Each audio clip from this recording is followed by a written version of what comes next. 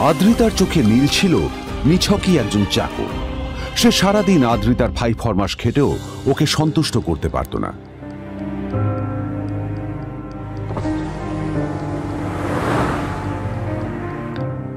এত কিছুর পরেও কেন একজন ধনী বাবা তার মেয়েকে গরিব ছেলের সাথে বিয়ে দিলেন?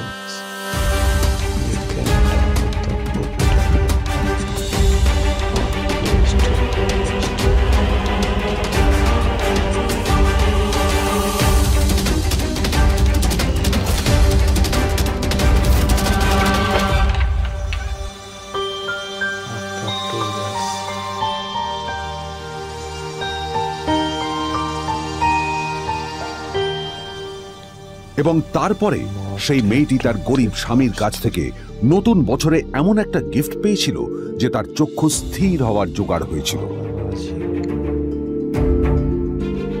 আর ওর স্বামী সম্পর্কে সত্যিটা জানার পর তো ও প্রায় অজ্ঞান হয়ে গিয়েছিল।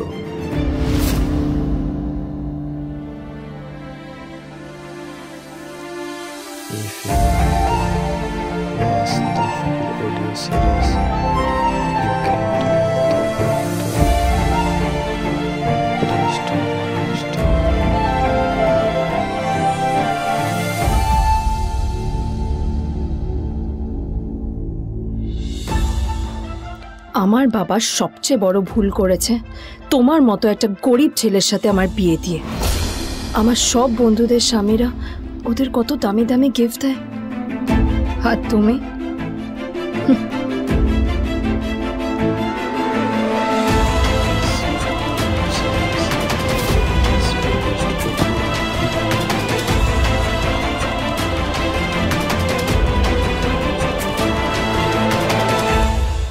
আদ্রিতা তার বাবার কথায় নীলকে বিয়ে তো করেছিল, কিন্তু ও শর্ত দিয়েছিল যেন বাড়ির বাইরের কেউ না জানতে পারে যে নীল ওর স্বামী। নীল ওই বাড়িতে ঘর জামাইয়ের মতো থাকলেও ও যেন ওখানে একজন চাকর ছিল। সবাই ওকে অপমান করত। ওই বাড়িতে নাও ঠিক মতো খাবার পেত, আর না ওর কোনো আলাদা ঘর ছিল। কখনো কার্পেটের উপর ঘুমোতো, তো কখনো আবার পোষা কুকুরের ঘরের পাশে নীলকে ঘুমোতে হতো। হাত খরচ মেটাতে ও এক জায়গায় ওয়েটারের কাজও করত। আদ্রিতা তার বন্ধুদের বলেছিল যে আদ্রিতা বিদেশে বিয়ে করেছে আর তার স্বামী লন্ডনের একজন খুব বড় বিজনেসম্যান। কিন্তু যখন আদ্রিতার বন্ধুরা ওকে ওদের স্বামীদের দেওয়া দামি দামি গিফটগুলো দেখাতো, তখন লজ্জায় ওর ভিতরটা পুড়ে ছাই হয়ে যেত।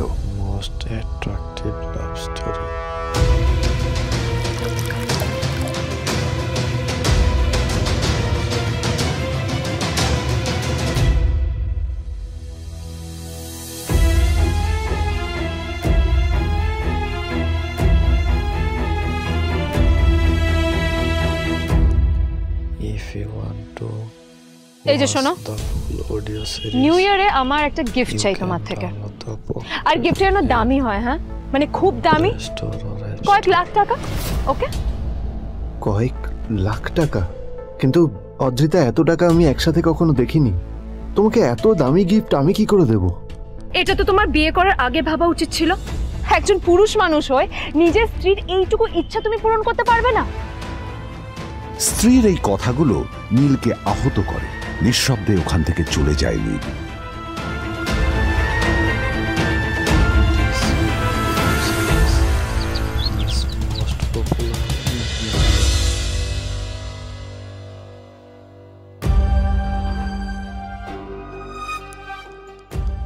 দুদিন পর নিউ ইয়ার পার্টির আগে নীল আদ্রিতার কাছে এসে একটা গিফট প্যাক দেয়।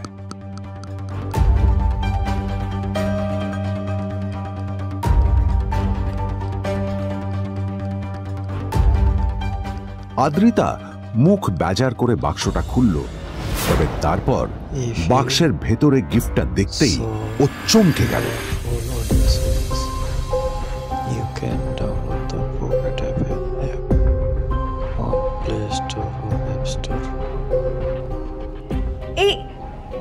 এই ফোনটা মানে এটা তো একটা স্পেশাল এডিশন।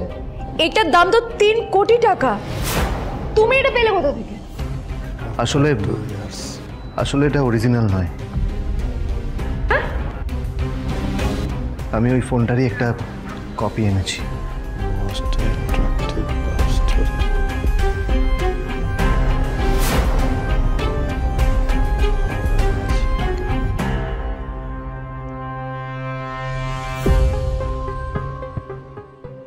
কিন্তু আদ্রিতার নীলের কথা একটু সন্দেহ হয়, কারণ ফোনটা দেখে একেবারেই আসল বলেই মনে হচ্ছিল। পরের দিনই আদ্রিতা ওই কোম্পানির শোরুমে গেল। এই ফোনটা একটু দেখুন না প্লিজ। ওয়াও, আচ্ছা ম্যাম, আপনি কি মিস্টার রয় চৌধুরীর বন্ধু? কে মিস্টার রয় চৌধুরী? ও, আপনি কি ওই রয় চৌধুরী গ্রুপ অফ ইন্ডাস্ট্রিজের মালিকের কথা বলছেন? হ্যাঁ। না না, আমি ওনাকে চিনি না। আমি কেন, আমার মনে হয় কেউই ওনাকে চেনে না। বড় বড় মানুষেরাই ওনা দেখা পান না। আমিও কোনোদিন ওনাকে দেখিনি, কিন্তু সাডেনলি আপনি এই প্রশ্নটা করলেন কেন? অ্যাকচুয়ালি ম্যাম, আপনার হাতের এই ফোনটা আসলে এটা ফোনের স্পেশাল এডিশন। এই কাটিং, এই ডিজাইন, এই লোগো, এটা জাল করা ইজ নেক্সট টু ইম্পসিবল।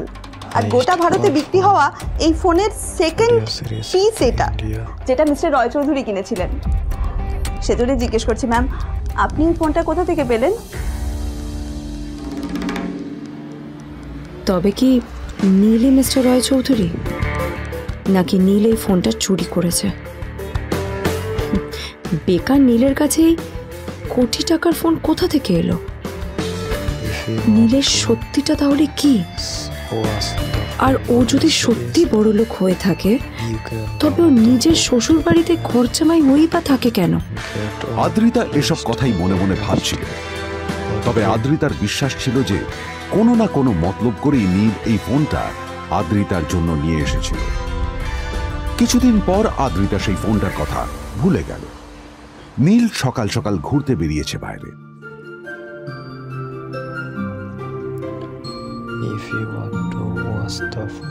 কটা বাজে রে? আমার খুব লেট হয়ে গেছে বুঝলি। তোরা খেল, ঠিক আছে? তোরা খেল, আমি আসছি।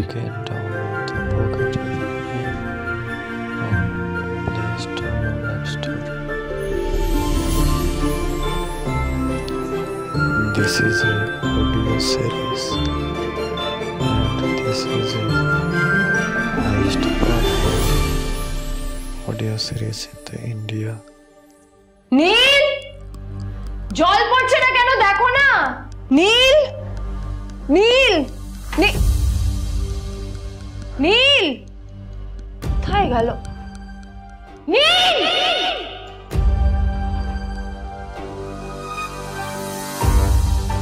নীল, নীলকে ডাকছে কেন বলতো? ওইদিকে বাড়িতে আদ্রিতা আর চিত্রা আশ্চর্য হয়ে গেল যে নীল হঠাৎ কোথায় উধাও হয়ে গেল। মা, তোমাকে কিছু বলে গেছে নীল? হ্যাঁ, কোথায় গেছে ও? না, আমি ওর কোনো খোঁজ খবর রাখি না। আমার একটা কথা মনে হচ্ছে, ওকে না এবার একটু শীতে করতে হবে। একটা কাজে যদি আসতো ছেলেটা, যখনই কোনো কাজের কথা বলি ভ্যানিশ হয়ে যায়। আমি ওকে বলেছিলাম R&B গোল্ড এন্ড ডায়মন্ডস থেকে আমার সেটটা নিয়ে আসতে, আনেনি। আজকেও ভালো করে অফিসে নিয়ে যাব, ভ্যানিশ হয়ে গেল।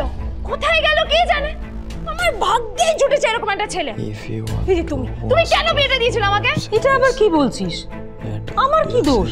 দেখ, ওই অসভ্য ছেলেটার সাথে বিয়ে দিতে চাইনি। যা করেছে তোর বাবা করতে, এটা আমার কোনো দোষ। তখনই হঠাৎ নীল সেখানে এসে উপস্থিত হলো, কিন্তু ও দুজনকে উপেক্ষা করে ভিতরে চলে যাওয়াই শ্রেয় মনে করল। এই যে লাট সাহেব ফিরলেন রাজকার্য করে, এদিকে এসো। তোমার ফাঁকিবাজির আলোচনাই এখানে চলছে। মা প্লিজ থাক, মা থাক, ভাল লাগছে না। এমনিতেই অফিসের জন্য আমার লেট হয়ে যাচ্ছে, আর বিজন আমার ওয়েটও করছে। বিজনের নাম শুনেই নীলের মুখটা ফ্যাকাশে হয়ে গেল। আদ্রিতা নীলকে উপেক্ষা করেই বলল, আরে যে এই ছেলেটার মতো আর একটা ফাঁকিবাজ না তুমি পাবে না।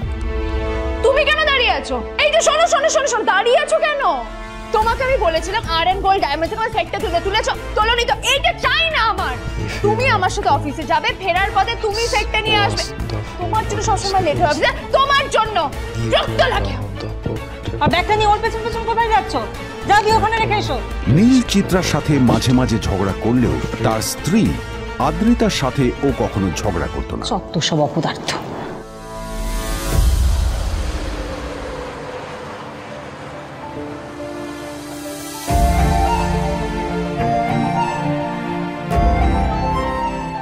কিছুক্ষণের মধ্যেই তারা আদ্রিতার অফিসে পৌঁছে গেল। আদ্রিতা গাড়ি থেকে নামতে নামতে দেখলো যে তার কাছে অনেকগুলো ফাইল আছে। নীলের দিকে তাকিয়ে ওকেই ফাইলগুলো নিয়ে ভেতরে আসতে বলল। চলে হাঁ করে দাঁড়িয়ে আছো কেন? ফাইলগুলো নিয়ে ভেতরে এসো।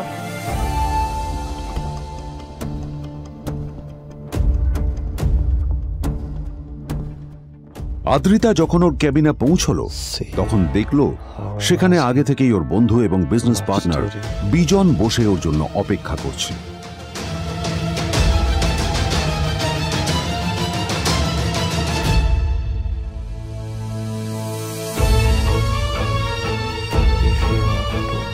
কোথায় ছিলে বলো? আমি 1 ঘন্টা ধরে তোমার জন্য এখানে ওয়েট করছি। এই লোকটার কি কোনো কাজকর্ম নেই? 1 ঘন্টা ধরে বসে আমার স্ত্রী আদ্রিতার জন্য অপেক্ষা করছে। সরি বিজন, আমি খুবই দুঃখিত যে বাড়ির কিছু লোকের জন্য না আমার সবসময় লেট হয়ে যায়। আদ্রিতার কথা শোনার পর বিজনের 1 ঘন্টা অপেক্ষা করার অভিযোগ 1 মুহূর্তের মধ্যে মিলিয়ে গিয়েছিল। কি হলো? হাসছো কেন? লটারি পেলে নাকি? লটারি? হ্যাঁ, তুমি আসা মানে আমার কাছে লটারির থেকেও বেশি দাম। তবে তার থেকে কিঞ্চিত কম দামি একটা গিফট আমি তোমার জন্য এনেছি।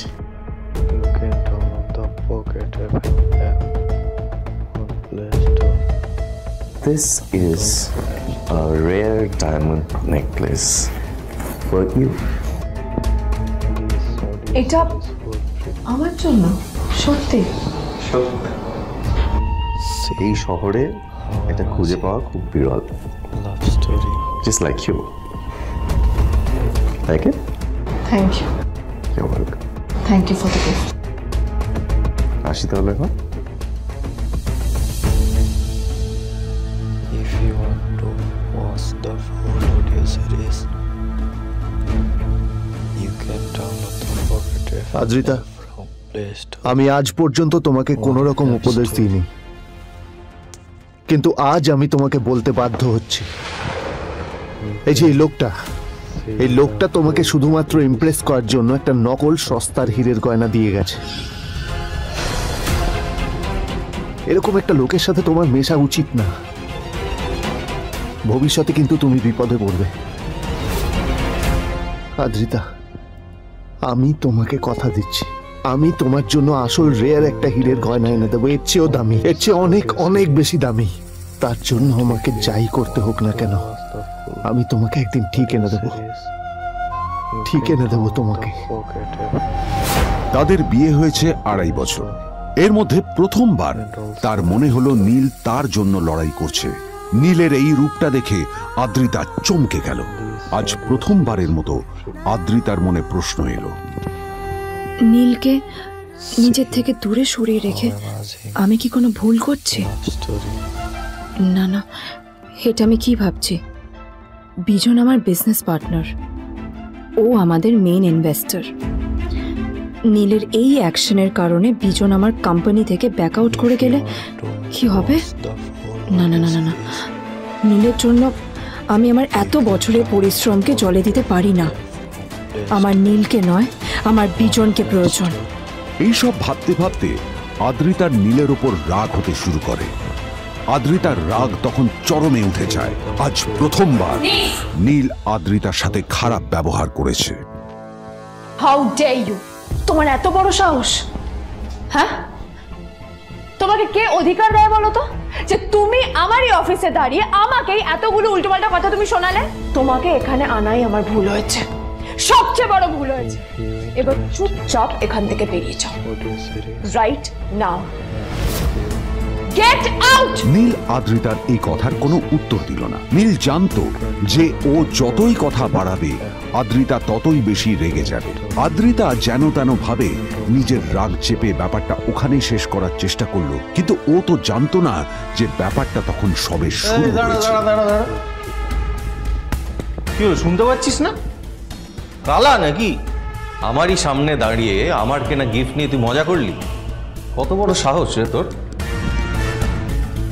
নিজেকে তো বিক্রি করে দিলে ওরকম একটা ডায়মন্ড নেকলেস তুই কিনতে পারবি না। তোর এই গরিবের পারফিউম, সস্তা শার্ট, পায়ে একটা ফাটা চপ্পল নিয়ে নিজেকে বড় হিরো মনে করছিস? তোর নিজের কত দাম সেটা তোর নিজের জানা উচিত। Zero, big zero. সালা খরচা মাই চল।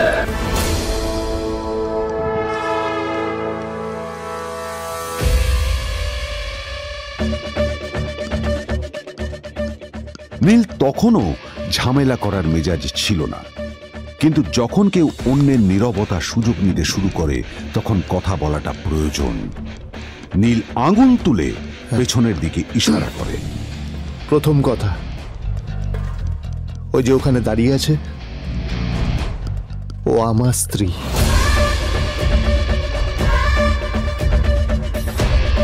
তাই আমার স্ত্রীকে তোমার নেকলেস দেওয়ার কোনো অধিকার নেই। ওকে যদি নেকলেস দিতে হয় তাহলে আমি দেব। তাই এসব ফ্রডগিরি বন্ধ করো। আর দ্বিতীয় কথা, যার পকেটে পয়সা নেই ঝনঝন আওয়াজ করা তার মানায় না।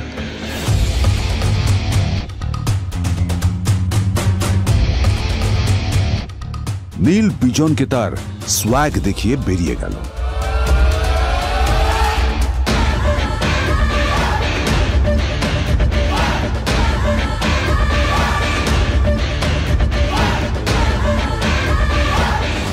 আদ্রিতার রাগে গজগজ করছিল।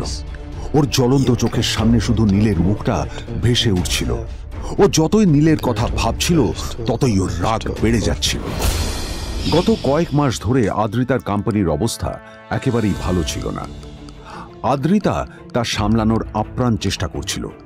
কি যে করবেও সেইটাই বুঝে উঠতে পারছিল না। তারপর বিজনের সাথে ওর দেখা হলো, আর তখনই বিজনের সাথে ওর বন্ধুত্ব হলো।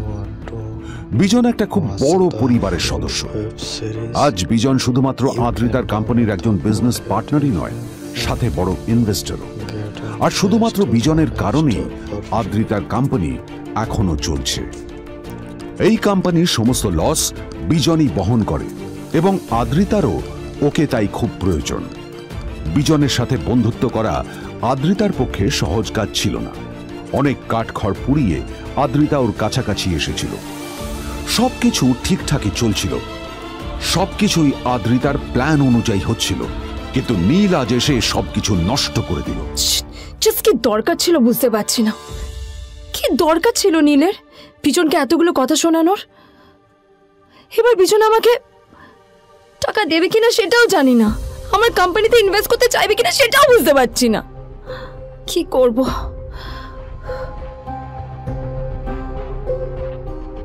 এখন আদ্রিতা ওকে কিভাবে বোঝাবে? ভুল করে যদি বিজন ওর টাকা ফেরত চায় তবে আদ্রিতার কোম্পানি সেন কর্পোরেশন খুব বড় সমস্যায় পড়ে যাবে।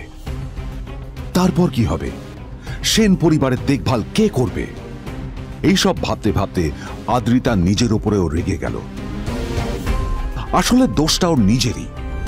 আদ্রিতা কেন নীলকে ওদের মাঝে আনতে গেল? নীলকে অফিসে নিয়ে আসারই বা কি দরকার ছিল? আর যদি সে নীলকে সাথে করে না আনতো তাহলে বিজন এখন ওর সাথেই বসে থাকতো।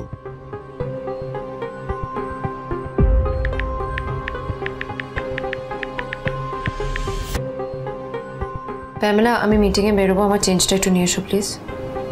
Thank you. আর অন্যদিকে সেন কর্পোরেশনের অফিস থেকে বেরিয়ে নীলের খুব ফুরফুরে লাগছিল।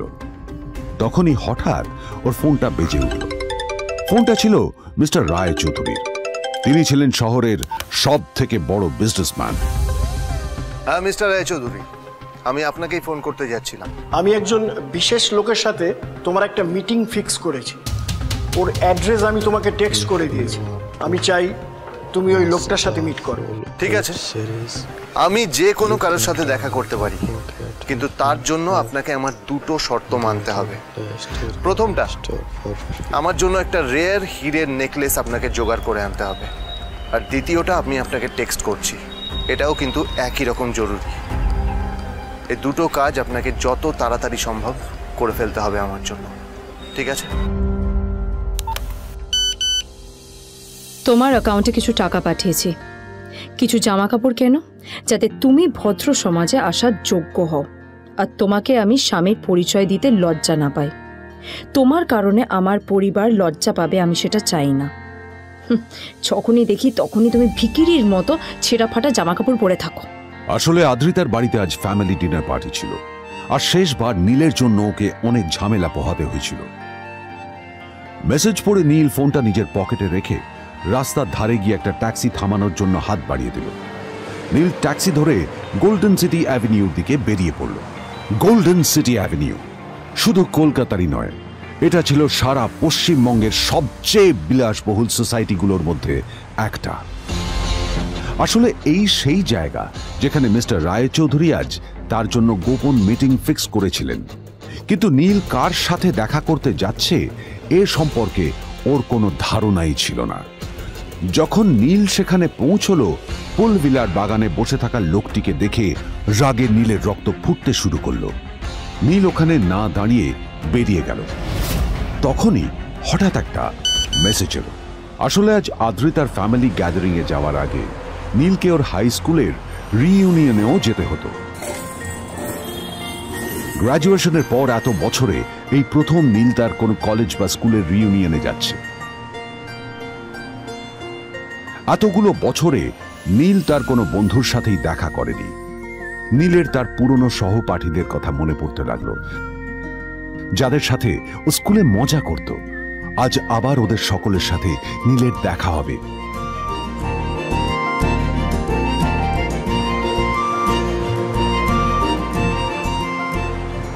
আর এই সব কিছু ভেবেই নীল এক্সাইটেড হয়ে যাচ্ছিল।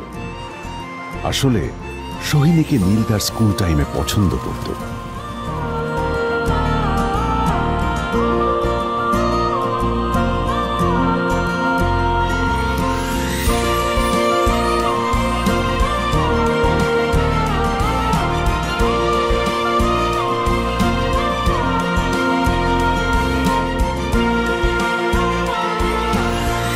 অন্যদিকে সেম কর্পোরেশনে ইনভেস্টরদের সঙ্গে আদ্রিতার মিটিং একেবারেই ভালো যায়নি।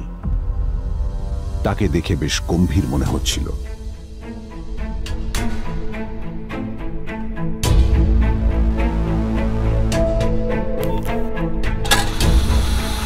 ভাই, পৃথিবীতে এমন লোকও আছে, কি দিমাগ দেখলি?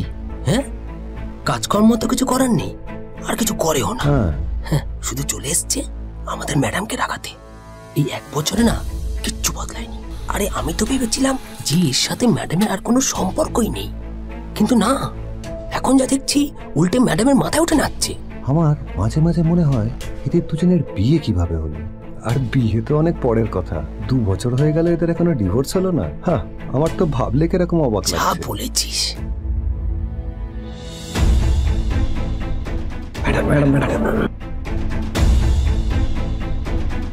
অফিসে চলতে থাকা এইসব কথা শুনে আদ্রিতার আরো রাগ হলো। আদ্রিতা ক্যাবিনে যাওয়ার পরে রাগকে নিয়ন্ত্রণ করা ওর পক্ষে আরো কঠিন হয়ে গেল। ও তখন বুঝতেই পারছিল না যে ওর রাগ কিভাবে নিয়ন্ত্রণ করবে।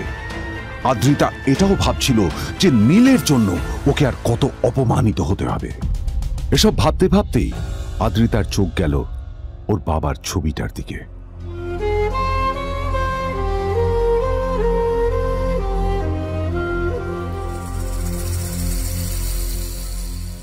আমি তো তোমার সবচেয়ে প্রিয় মেয়ে ছিলাম বাবা, তাই আমি সবসময় ভেবেছি যে তুমি আমার জন্য যাকে সিলেক্ট করবে সে সব থেকে শ্রেষ্ঠ হবে। তাই আমি নিজে থেকে কখনো কোনো রিলেশনশিপে যাইনি, আর তোমার কাছে বিয়ের কোনো শর্তও রাখিনি। কিন্তু তুমি না আমার সাথে কি করলে? এই গাধাটার সাথে আমাকে বিয়ে দিলে। আমার জীবনটা নষ্ট হয়ে গেল, শেষ হয়ে গেল।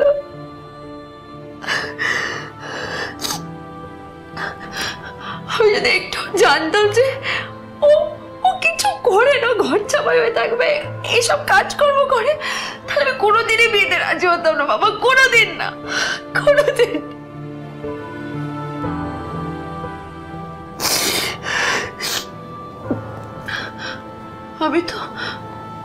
আমি তো সবসময় ভাবতাম যে বাবা মারা তাদের সন্তানের ভালো চায়, কল্যাণ চায়, তাদের জন্য চিন্তা করে। কিন্তু কিন্তু বাবা, তুমি আমার জন্য একটু চিন্তা করোনি। তুমি শুধু তোমার শেষ কর্তব্যটুকু করতে চেয়েছিলে, শেষ ইচ্ছাটুকু রাখতে চেয়েছিলে, ব্যাস পালন করা হয়ে গেছে। আর আমাদের তুমি ছেড়ে চলে গেলে, তুমি আমাকে ছেড়ে চলে গেলে। অন্যদিকে নীল রিউনিয়ন পার্টির জন্য হোটেল প্রাইম স্টারের দিকে রওনা হলো। হোটেল প্রাইম স্টার ছিল শহরের সবচেয়ে দামি হোটেল। ওখানে শহরের সব বড় লোকেরা যাতায়াত করত। নীল যখনই তার পুরনো বাইকটা নিয়ে ওখানে পৌঁছলো, ওর পুরনো জামা কাপড়, পুরনো বাইক আর ওর পায়ে ছেঁড়া চপ্পল দেখে সিকিউরিটি গার্ড ওকে গেটের বাইরেই আটকে দিল। কোথায় যাচ্ছিস শালা ভিখিরি? না না দাদা, আপনি আমাকে ভুল বুঝছেন। আসলে আমাকে ইনভাইট করা হয়েছে, আমি এই হোটেলেই এসেছি। শালা মিথ্যে কথা বলার জায়গা বাস না, হ্যাঁ? মিথ্যে কথা বলার আগে নিজের চেহারাটা তো দেখতিস। এটা একটা প্রাইম হোটেল, বুঝেছিস?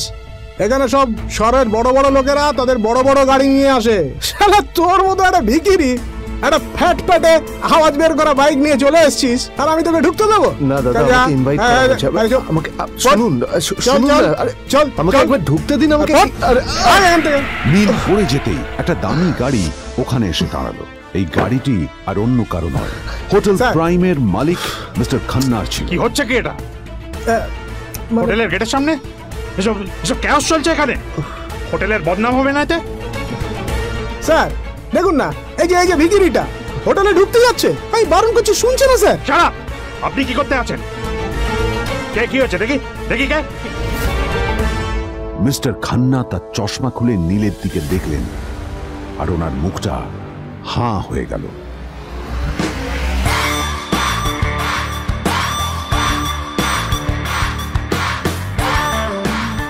নীল স্যার, আপনি?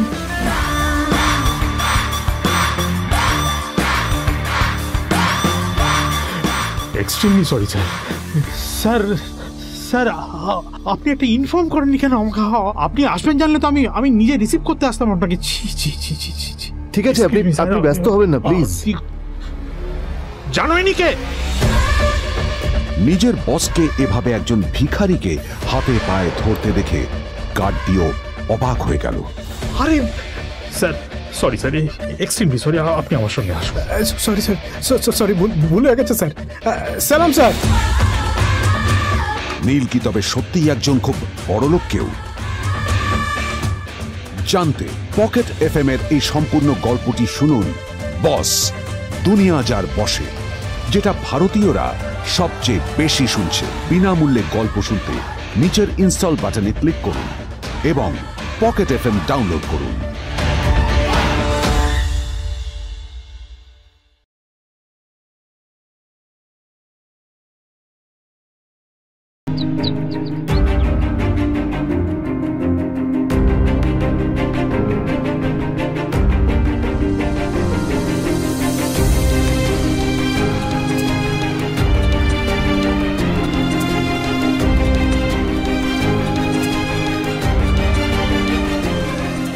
আদ্রিতার চোখে নীল ছিল নিছকই একজন চাকর।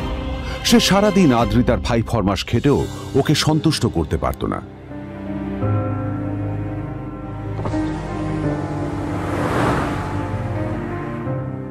এত কিছুর পরেও কেন একজন ধনী বাবা তার মেয়েকে গরিব ছেলের সাথে বিয়ে দিলেন?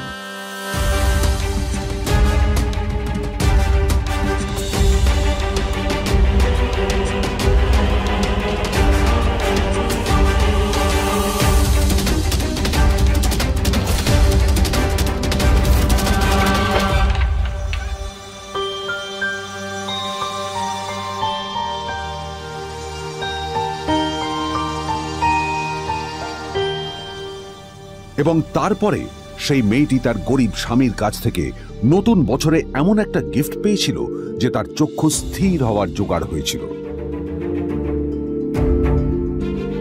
আর ওর স্বামী সম্পর্কে সত্যিটা জানার পর তো ও প্রায় অজ্ঞান হয়ে গিয়েছিল।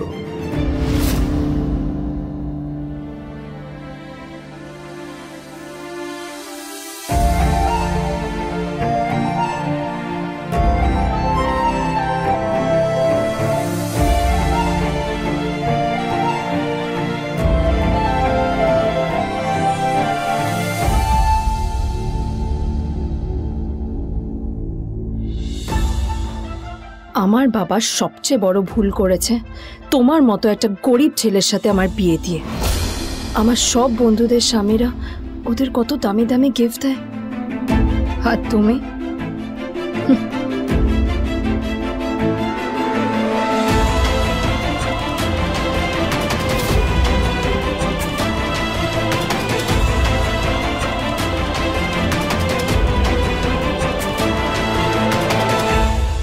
আদ্রিতা তার বাবার কথায় নীলকে বিয়ে তো করেছিল, কিন্তু ও শর্ত দিয়েছিল যেন বাড়ির বাইরের কেউ না জানতে পারে যে নীল ওর স্বামী। নীল ওই বাড়িতে ঘর জামাইয়ের মতো থাকলেও ও যেন ওখানে একজন চাকর ছিল। সবাই ওকে অপমান করত। ওই বাড়িতে না ও ঠিক মতো খাবার পেত, আর না ওর কোনো আলাদা ঘর ছিল। কখনো কার্পেটের উপর ঘুমোতো, তো কখনো আবার পোষা কুকুরের ঘরের পাশে নীলকে ঘুমোতে হতো। হাত খরচ মেটাতে ও এক জায়গায় ওয়েটারের কাজও করত। আদ্রিতা তার বন্ধুদের বলেছিল যে আদ্রিতা বিদেশে বিয়ে করেছে, আর তার স্বামী লন্ডনের একজন খুব বড় বিজনেসম্যান। কিন্তু যখন আদ্রিতার বন্ধুরা ওকে ওদের স্বামীদের দেওয়া দামি দামি গিফটগুলো দেখাতো, তখন লজ্জায় ওর ভিতরটা পুড়ে ছাই হয়ে যেত।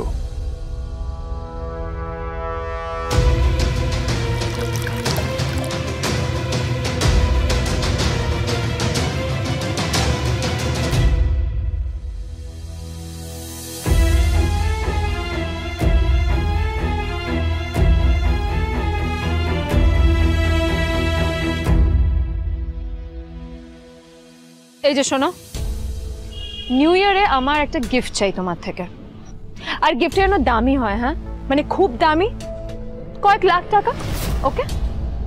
কয়েক লাখ টাকা? কিন্তু অদ্রিতা, এত টাকা আমি একসাথে কখনো দেখিনি। তোমাকে এত দামি গিফট আমি কি করে দেব? এটা তো তোমার বিয়ে করার আগে ভাবা উচিত ছিল। একজন পুরুষ মানুষ হয়ে নিজের স্ত্রীর এইটুকু ইচ্ছা তুমি পূরণ করতে পারবে না? স্ত্রীর এই কথাগুলো নীলকে আহত করে। নিঃশব্দে ওখান থেকে চলে যায় নীল।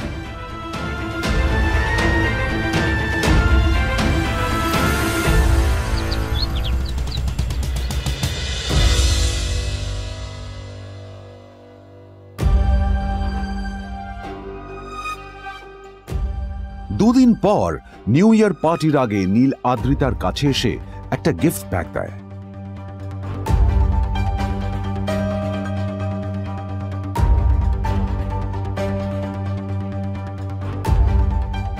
আদ্রিতা মুখ বেজার করে বাক্সটা খুলল, তবে তারপর বাক্সের ভেতরে গিফটটা দেখতেই ও চমকে গেল।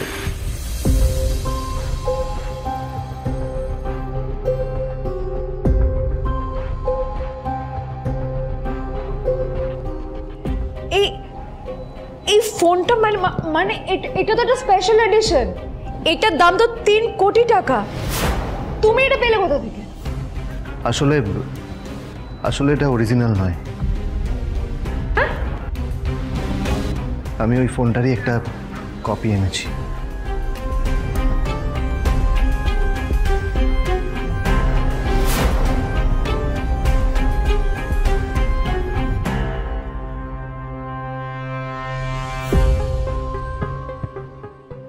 কিন্তু আদ্রিতার নীলের কথা একটু সন্দেহ হয়, কারণ ফোনটা দেখে একেবারেই আসল বলেই মনে হচ্ছিল।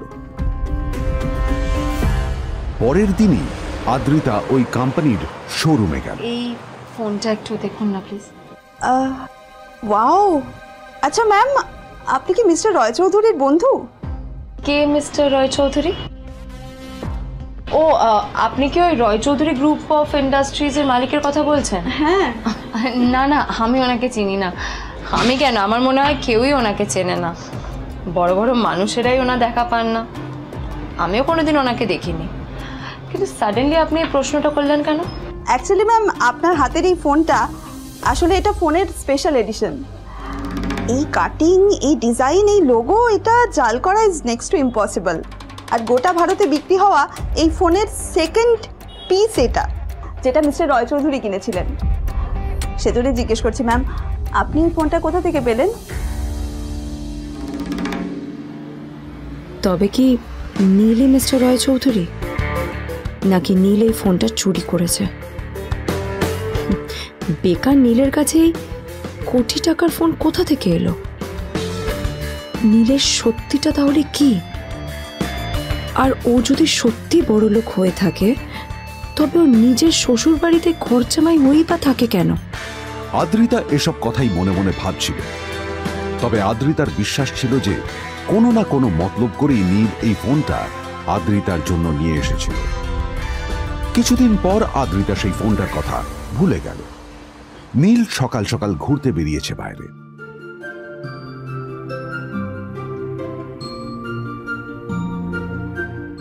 কটা বাজে রে? আমার খুব লেট হয়ে গেছে বুঝলি। তোরা খেল, ঠিক আছে? তোরা খেল, আমি আসছি।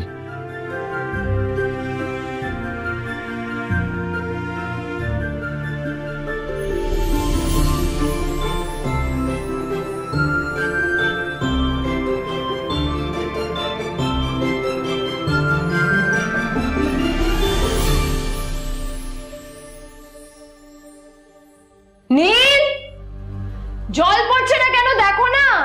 নীল, নীল, নীল কোথায় গেল? নীল,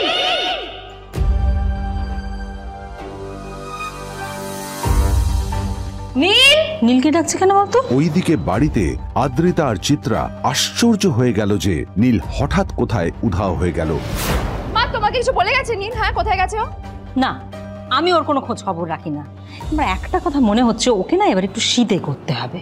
একটা কাজে যদি আসতো ছেলেটা, যখনই কোনো কাজের কথা বলি ভ্যানিশ হয়ে যায়।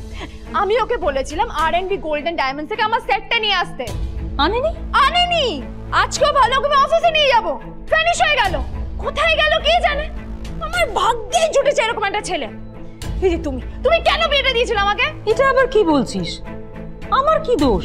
দেখ, ওই অসভ্য ছেলেটার সাথে বিয়ে দিতে চাইনি, যা করেছে তোর বাবা করতে, এটা আমার কোনো দোষ। তখনই হঠাৎ নীল সেখানে এসে উপস্থিত হলো, কিন্তু ও দুজনকে উপেক্ষা করে ভিতরে চলে যাওয়াই শ্রেয় মনে করল। এই যে লাট সাহেব ফিরলেন রাজকার্য করে, এদিকে এসো। তোমার ফাঁকিবাজির আলোচনাই এখানে চলছে। মা প্লিজ থাক, মা থাক, ভাল লাগছে না। এমনিতেই অফিসের জন্য আমার লেট হয়ে যাচ্ছে, আর বিজন আমার ওয়েটও করছে। বিজনের নাম শুনেই নীলের মুখটা ফ্যাকাশে হয়ে গেল। আদ্রিতা নীলকে উপেক্ষা করেই বলল, আরে যে এই ছেলেটার মতো আর একটা ফাঁকিবাজ না তুমি পাবে না। তুমি কেন দাঁড়িয়ে আছো? এই যে শোনো শোনো শোনো শোনো, দাঁড়িয়ে আছো কেন? তোমাকে আমি বলেছিলাম R&B গোল্ড ডায়মন্ড থেকে সেটটা তুলেছো, তোলোনি তো। এইটা চাই না আমার। তুমি আমার সাথে অফিসে যাবে, ফেরার পথে তুমি সেটটা নিয়ে আসবে। তোমার জন্য সবসময় লেট হয়ে অফিসে, তোমার জন্য বিরক্ত লাগে। আর ব্যাগটা নিয়ে ওর পেছন পেছন কোথায় যাচ্ছ? যাও দিয়ে ওখানে রেখে এসো। নীল চিত্রার সাথে মাঝে মাঝে ঝগড়া করলেও তার স্ত্রী আদ্রিতার সাথে ও কখনো ঝগড়া করতো না। সত্য সব অপদার্থ।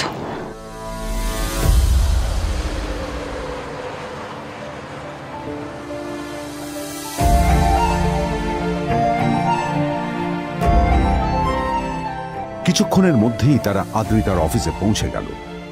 আদ্রিতা গাড়ি থেকে নামতে নামতে দেখলো যে তার কাছে অনেকগুলো ফাইল আছে। নীলের দিকে তাকিয়ে ওকেই ফাইলগুলো নিয়ে ভেতরে আসতে বলল। চলো, হা করে দাঁড়িয়ে আছো কেন? ফাইলগুলো নিয়ে ভেতরে এসো।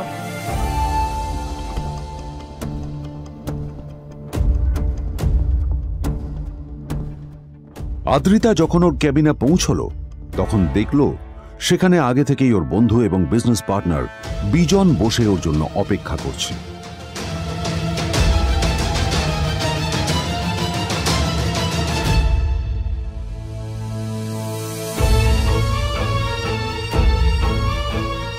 কোথায় ছিলে বলো?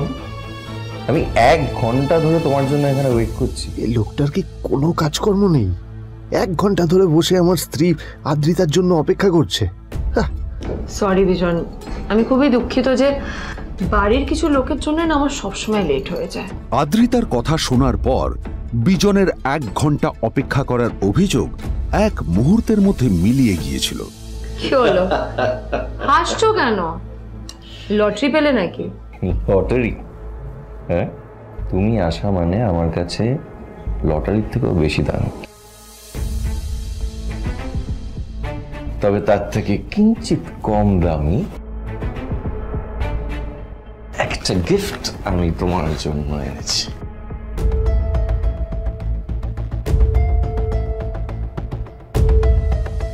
This is a rare diamond necklace for you. এটা আমার জন্য? সত্যি? এই শহরে এটা খুঁজে পাওয়া খুব বিরল। Just like you. Like it? Thank you. You're welcome. Thank you for the gift. আসি তাহলে এখন।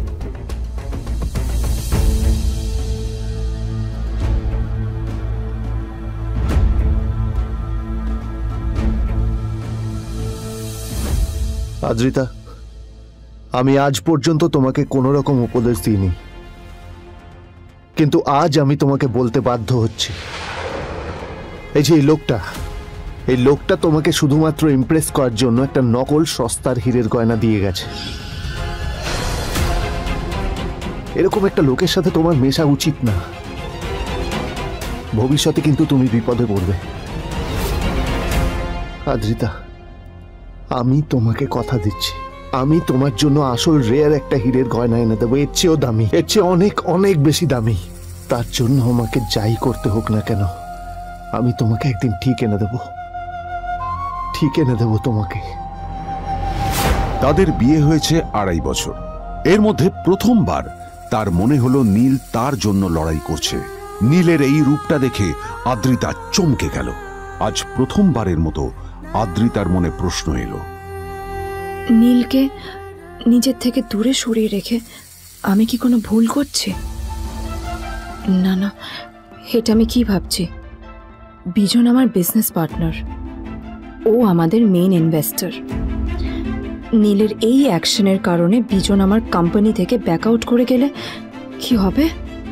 না না না না না, নীলের জন্য আমি আমার এত বছরের পরিশ্রমকে জলে দিতে পারি না।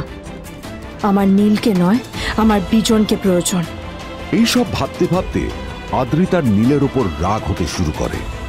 আদ্রিতার রাগ তখন চরমে উঠে যায়। আজ প্রথমবার নীল আদ্রিতার সাথে খারাপ ব্যবহার করেছে। How dare you! তোমার এত বড় সাহস!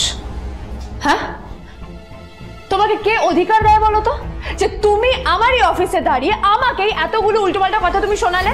তোমাকে এখানে আনাই আমার ভুল হয়েছে, সবচেয়ে বড় ভুল হয়েছে। এবার চুপচাপ এখান থেকে বেরিয়ে যাও, right now. Get out! Neel আদ্রিতার এই কথার কোনো উত্তর দিল না। নীল জানতো যে ও যতই কথা বাড়াবে আদ্রিতা ততই বেশি রেগে যাবে। আদ্রিতা যেন তেন ভাবে নিজের রাগ চেপে ব্যাপারটা ওখানেই শেষ করার চেষ্টা করলো, কিন্তু ও তো জানতো না যে ব্যাপারটা তখন সবে শুরু হয়েছে। কি হলো, শুনতে পাচ্ছিস না? কালা নাকি? আমারই সামনে দাঁড়িয়ে আমার কেনা গিফট নিয়ে তুই মজা করলি? কত বড় সাহস রে তোর!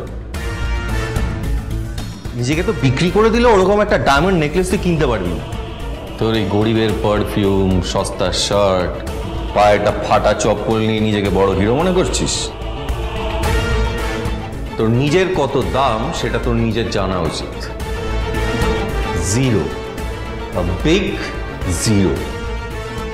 সালা খরচা মাই চল।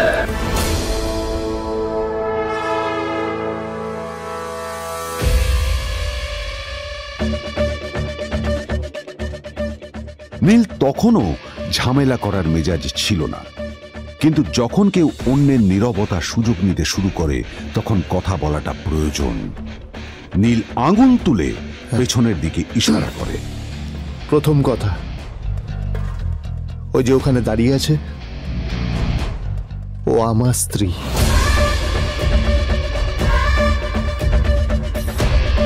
তাই আমার স্ত্রীকে তোমার নেকলেস দেওয়ার কোনো অধিকার নেই। ওকে যদি নেকলেস দিতে হয় তাহলে আমি দেব। তাই এসব ফ্রডগিরি বন্ধ করো। আর দ্বিতীয় কথা, যার পকেটে পয়সা নেই ঝনঝন আওয়াজ করা তার মানায় না।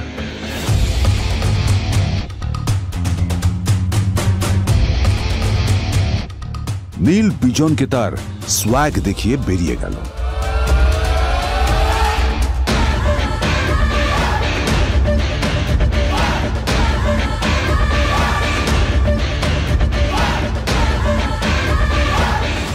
আদ্রিতার রাগে গজগজ করছিল। ওর জ্বলন্ত চোখের সামনে শুধু নীলের মুখটা ভেসে উঠছিল। ও যতই নীলের কথা ভাবছিল ততই ওর রাগ বেড়ে যাচ্ছিল। গত কয়েক মাস ধরে আদ্রিতার কোম্পানির অবস্থা একেবারেই ভালো ছিল না। আদ্রিতা তা সামলানোর আপ্রাণ চেষ্টা করছিল। কি যে করবেও সেইটাই বুঝে উঠতে পারছিল না। তারপর বিজনের সাথে ওর দেখা হলো, আর তখনই বিজনের সাথে ওর বন্ধুত্ব হলো। বিজন একটা খুব বড় পরিবারের সদস্য।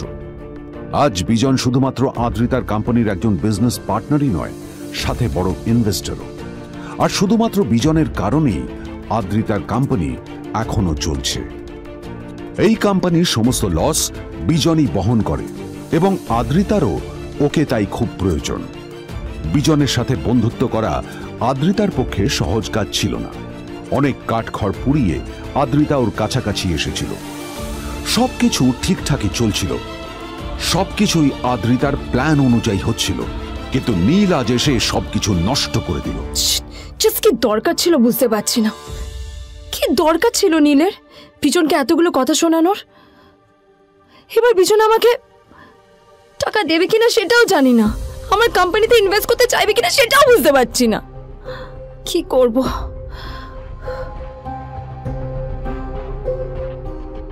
এখন আদ্রিতা ওকে কিভাবে বোঝাবে? ভুল করে যদি বিজন ওর টাকা ফেরত চায় তবে আদ্রিতার কোম্পানি সেন কর্পোরেশন খুব বড় সমস্যায় পড়ে যাবে। তারপর কি হবে? সেন পরিবারের দেখভাল কে করবে? এইসব ভাবতে ভাবতে আদ্রিতা নিজের উপরেও রেগে গেল। আসলে দোষটা ওর নিজেরই। আদ্রিতা কেন নীলকে ওদের মাঝে আনতে গেল? নীলকে অফিসে নিয়ে আসারই বা কি দরকার ছিল? আর যদি সে নীলকে সাথে করে না আনতো তাহলে বিজন এখন ওর সাথেই বসে থাকতো।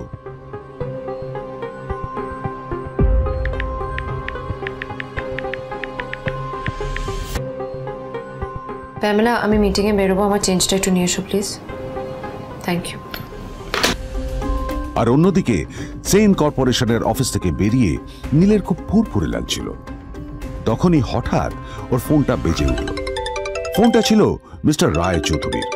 তিনি ছিলেন শহরের সব থেকে বড় বিজনেসম্যান।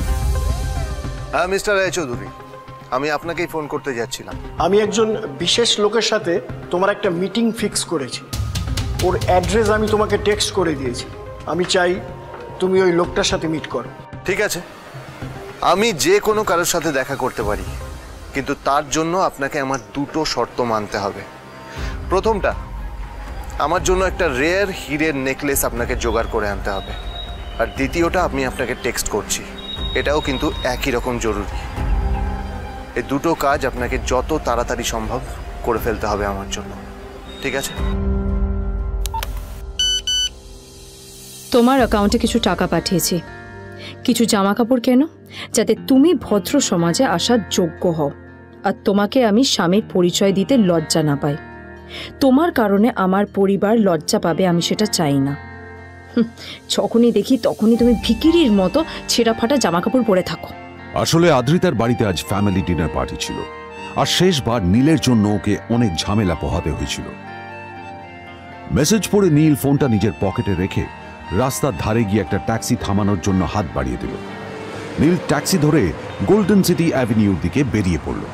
গোল্ডেন সিটি অ্যাভিনিউ শুধু কলকাতারই নয়, এটা ছিল সারা পশ্চিমবঙ্গের সবচেয়ে বিলাসবহুল সোসাইটিগুলোর মধ্যে একটা। আসলে এই সেই জায়গা যেখানে মিস্টার রায় চৌধুরী আজ তার জন্য গোপন মিটিং ফিক্স করেছিলেন। কিন্তু নীল কার সাথে দেখা করতে যাচ্ছে এ সম্পর্কে ওর কোনো ধারণাই ছিল না। যখন নীল সেখানে পৌঁছল, পুলভিলার বাগানে বসে থাকা লোকটিকে দেখে রাগে নীলের রক্ত ফুটতে শুরু করলো। নীল ওখানে না দাঁড়িয়ে বেরিয়ে গেল। তখনই হঠাৎ একটা মেসেজ এলো। আসলে আজ আদ্রিতার ফ্যামিলি গ্যাদারিং এ যাওয়ার আগে নীলকে ওর হাই স্কুলের রিইউনিয়নেও যেতে হতো। গ্র্যাজুয়েশনের পর এত বছরে এই প্রথম নীল তার কোনো কলেজ বা স্কুলের রিইউনিয়নে যাচ্ছে। এতগুলো বছরে নীল তার কোনো বন্ধুর সাথেই দেখা করেনি। নীলের তার পুরনো সহপাঠীদের কথা মনে পড়তে লাগলো, যাদের সাথে ও স্কুলে মজা করত। আজ আবার ওদের সকলের সাথে নীলের দেখা হবে।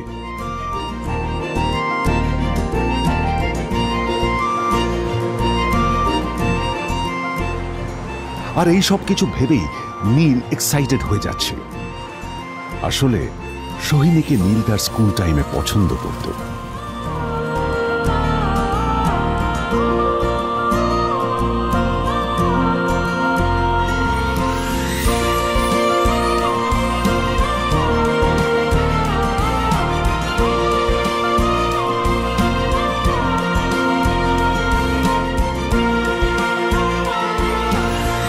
অন্যদিকে সেম কর্পোরেশনে ইনভেস্টরদের সঙ্গে আদ্রিতার মিটিং একেবারেই ভালো যায়নি। তাকে দেখে বেশ গম্ভীর মনে হচ্ছিল।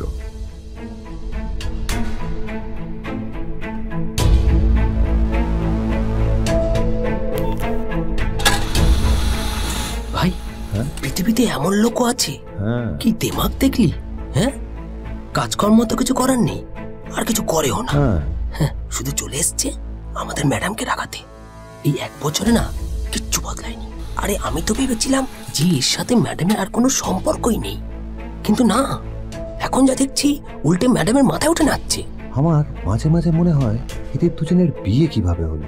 আর বিয়ে তো অনেক পরের কথা, 2 বছর হয়ে গেল এদের এখনো ডিভোর্স হলো না। হ্যাঁ, আমার তো ভাবলে কিরকম অবাক লাগছে। যা বলেছিস।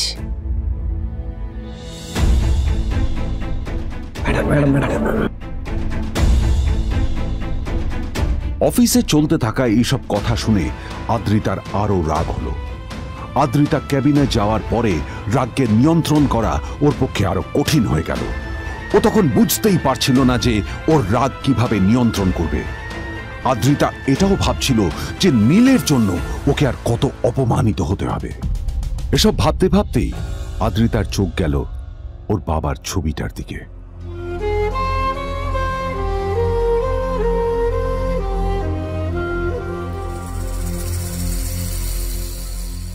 আমি তো তোমার সবচেয়ে প্রিয় মেয়ে ছিলাম বাবা, তাই আমি সবসময় ভেবেছি যে তুমি আমার জন্য যাকে সিলেক্ট করবে সে সব থেকে শ্রেষ্ঠ হবে। তাই আমি নিজে থেকে কখনো কোনো রিলেশনশিপে যাইনি, আর তোমার কাছে বিয়ের কোনো শর্তও রাখিনি। কিন্তু তুমি না আমার সাথে কি করলে? এই গাধাটার সাথে আমাকে বিয়ে দিলে। আমার জীবনটা নষ্ট হয়ে গেল, শেষ হয়ে গেল।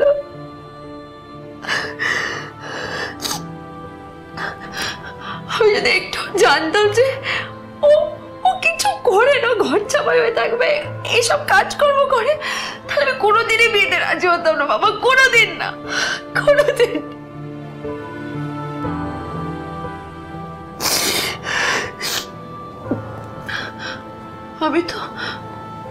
আমি তো সবসময় ভাবতাম যে বাবা মারা তাদের সন্তানের ভালো চায়, কল্যাণ চায়, তাদের জন্য চিন্তা করে।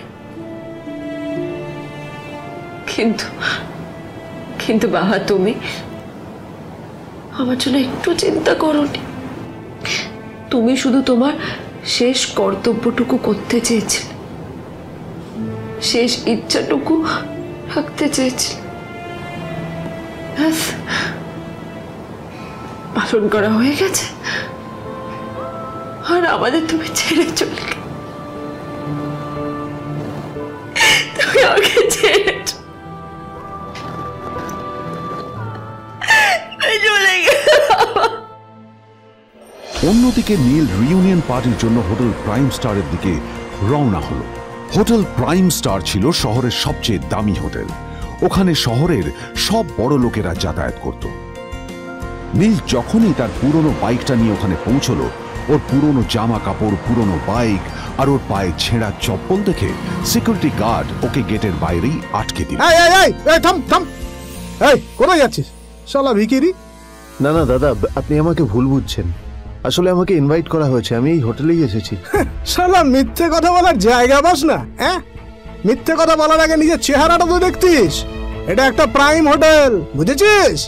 এখানে সব শহরের বড় বড় লোকেরা তাদের বড় বড় গাড়ি নিয়ে আসে। শালা তোর মতো একটা ভিখিরি একটা ফ্যাট প্যাটে আওয়াজ বের করা বাইক নিয়ে চলে এসেছিস, আর আমি তোকে ঢুকতে দেবো না? দাদা, আমাকে ইনভাইট করা হয়েছে।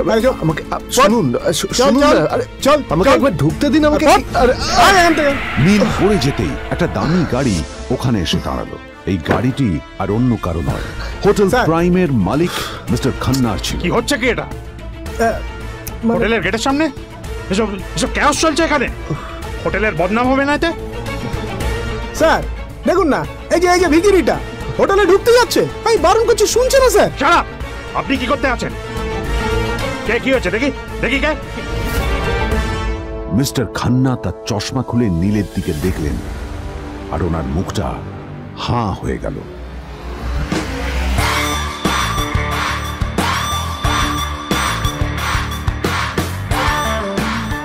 নীল স্যার, আপনি?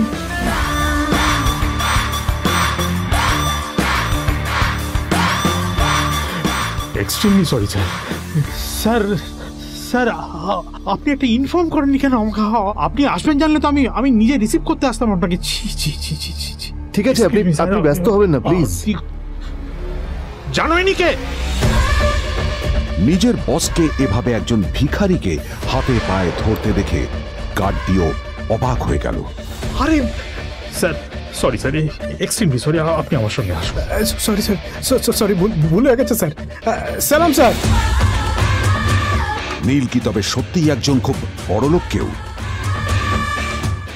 জানতে পকেট এফএম এর এই সম্পূর্ণ গল্পটি শুনুন বস, দুনিয়া যার বসে, যেটা ভারতীয়রা সবচেয়ে বেশি শুনছে। বিনামূল্যে গল্প শুনতে নিচের ইনস্টল বাটনে ক্লিক করুন এবং পকেট এফএম ডাউনলোড করুন।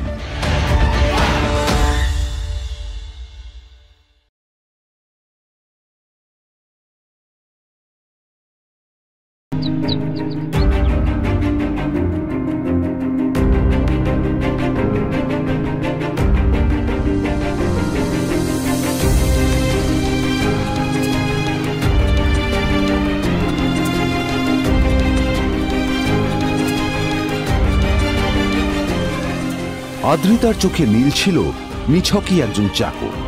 সে সারাদিন আদ্রিতার ভাই ফরমাস খেটেও ওকে সন্তুষ্ট করতে পারত না।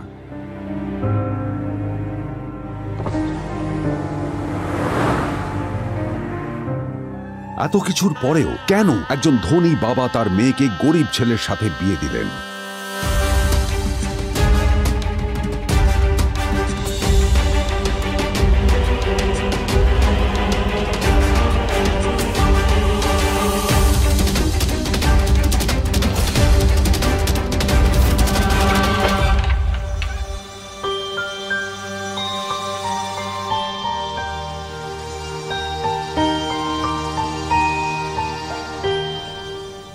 এবং তারপরে সেই মেয়েটি তার গরিব স্বামীর কাছ থেকে নতুন বছরে এমন একটা গিফট পেয়েছিল যে তার চক্ষু স্থির হওয়ার জোগাড় হয়েছিল।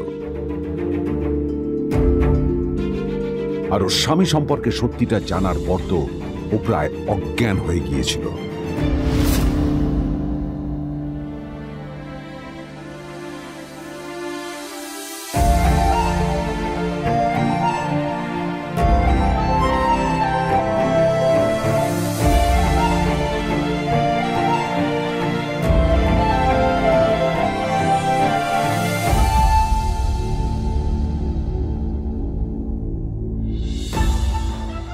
আমার বাবা সবচেয়ে বড় ভুল করেছে তোমার মতো একটা গরিব ছেলের সাথে আমার বিয়ে দিয়ে।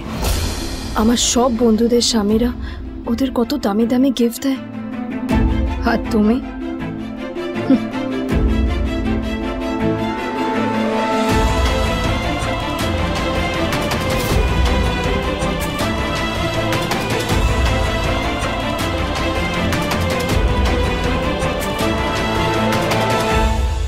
আদ্রিতা তার বাবার কথায় নীলকে বিয়ে তো করেছিল, কিন্তু ও শর্ত দিয়েছিল যেন বাড়ির বাইরের কেউ না জানতে পারে যে নীল ওর স্বামী।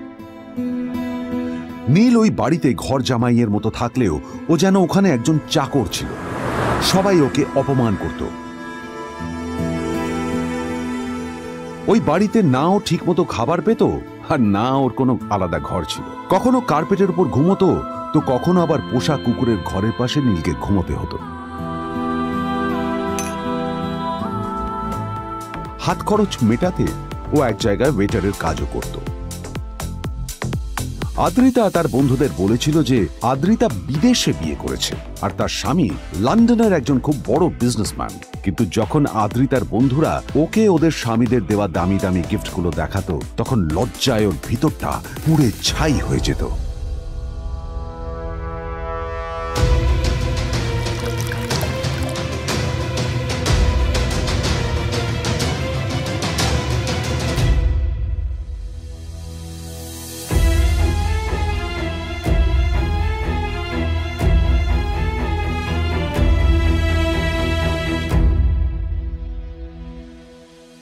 এই যে শোনো, নিউ ইয়ারে আমার একটা গিফট চাই তোমার থেকে।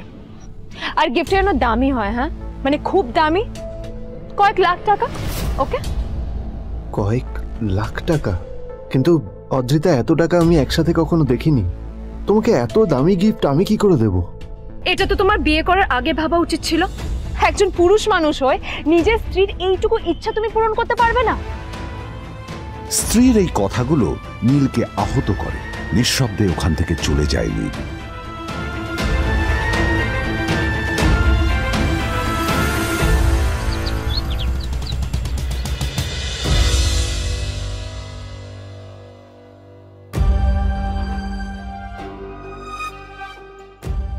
দুদিন পর নিউ ইয়ার পার্টির আগে নীল আদ্রিতার কাছে এসে একটা গিফট প্যাক দেয়।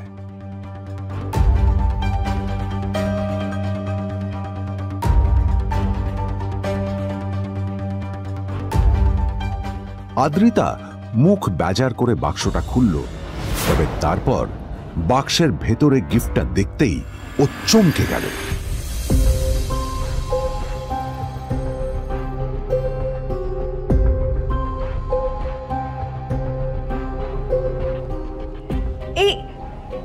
এই ফোনটা মানে এটা তো একটা স্পেশাল এডিশন। এটার দাম তো 3 কোটি টাকা। তুমি এটা পেলে কোথা থেকে? আসলে এটা অরিজিনাল নয়। আমি ওই ফোনটারই একটা কপি এনেছি।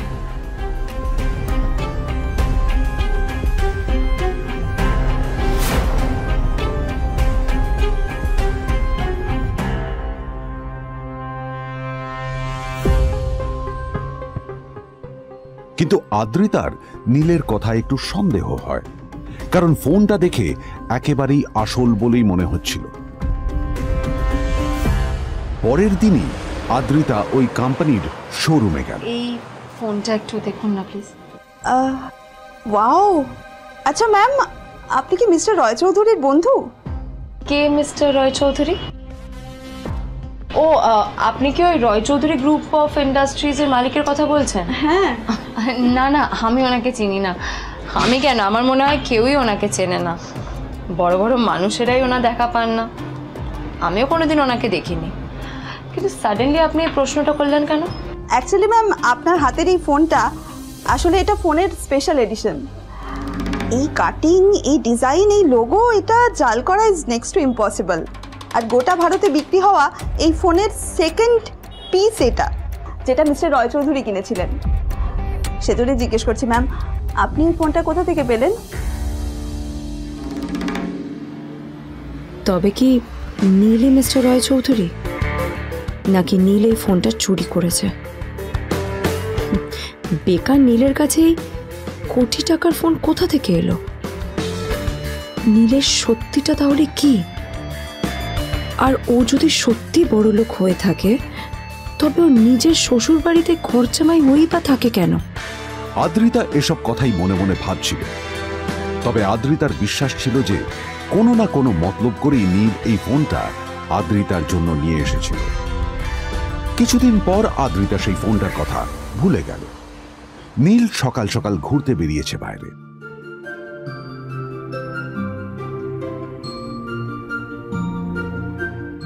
কটা বাজে রে? আমার খুব লেট হয়ে গেছে, বুঝলি? তোরা খেল, ঠিক আছে? তোরা খেল, আমি আসছি।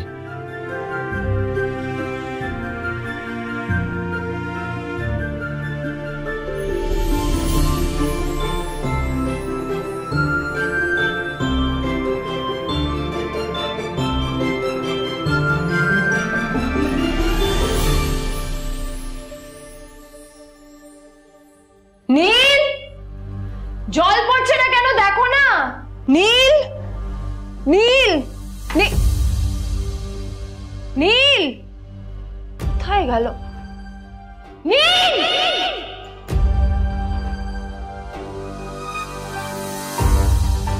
নীল, নীলকে ডাকছে কেন বলতো? ওইদিকে বাড়িতে আদ্রিতা আর চিত্রা আশ্চর্য হয়ে গেল যে নীল হঠাৎ কোথায় উধাও হয়ে গেল। মা তোমাকে কিছু বলে গেছে নীল? হ্যাঁ, কোথায় গেছে ও? না, আমি ওর কোনো খোঁজ খবর রাখি না। আমার একটা কথা মনে হচ্ছে, ওকে না এবার একটু শীতে করতে হবে। একটা কাজে যদি আসতো ছেলেটা, যখনই কোনো কাজের কথা বলি ভ্যানিশ হয়ে যায়। আমি ওকে বলেছিলাম R&B গোল্ডেন ডায়মন্ডস থেকে আমার সেটটা নিয়ে আসতে, আনেনি। আনেনি। আজকেও ভালো করে অফিসে নিয়ে যাব, ভ্যানিশ হয়ে গেল। কোথায় গেল কে জানে। আমার ভাগ্যে জুটেছে এরকম একটা ছেলে। এই যে তুমি কেন বিয়েটা দিয়েছিলে আমাকে? এটা আবার কি বলছিস? আমার কি দোষ? দেখ, ওই অসভ্য ছেলেটার সাথে বিয়ে দিতে চাইনি, যা করেছে তোর বাবা করতে, এটা আমার কোনো দোষ। তখনই হঠাৎ নীল সেখানে এসে উপস্থিত হলো, কিন্তু ও দুজনকে উপেক্ষা করে ভিতরে চলে যাওয়াই শ্রেয় মনে করল। এই যে লাট সাহেব ফিরলেন রাজকার্য করে, এদিকে এসো। তোমার ফাঁকিবাজির আলোচনাই এখানে চলছে। মা প্লিজ থাক, মা থাক, ভাল লাগছে না। এমনিতেই অফিসের জন্য আমার লেট হয়ে যাচ্ছে, আর বিজন আমার ওয়েটও করছে। বিজনের নাম শুনেই নীলের মুখটা ফ্যাকাশে হয়ে গেল। আদ্রিতা নীলকে উপেক্ষা করেই বলল, আরে যে এই ছেলেটার মতো আর একটা ফাঁকিবাজ না তুমি পাবে না। তুমি কেন দাঁড়িয়ে আছো? এই যে শোনো শোনো শোনো শোনো, দাঁড়িয়ে আছো কেন? তোমাকে আমি বলেছিলাম R&B গোল্ড ডায়মন্ডস থেকে সেটটা তুলেছো, তোলোনি তো। এইটা চাই না আমার। তুমি আমার সাথে অফিসে যাবে, ফেরার পথে তুমি সেটটা নিয়ে আসবে। তোমার জন্য সবসময় লেট হয় অফিসে, তোমার জন্য। বিরক্ত লাগে। আর ব্যাগটা নিয়ে ওর পেছন পেছন কোথায় যাচ্ছ? যাও দিয়ে ওখানে রেখে এসো। নীল চিত্রার সাথে মাঝে মাঝে ঝগড়া করলেও তার স্ত্রী আদ্রিতার সাথে ও কখনো ঝগড়া করতো না। সত্য সব অপদার্থ।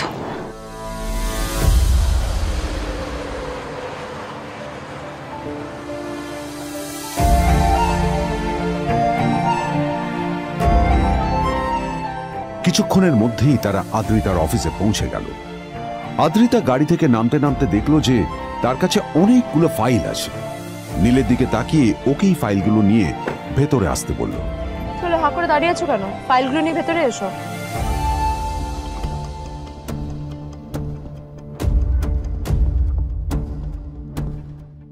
আদ্রিতা যখন ওর ক্যাবিনে পৌঁছলো তখন দেখলো সেখানে আগে থেকেই ওর বন্ধু এবং বিজনেস পার্টনার বিজন বসে ওর জন্য অপেক্ষা করছে।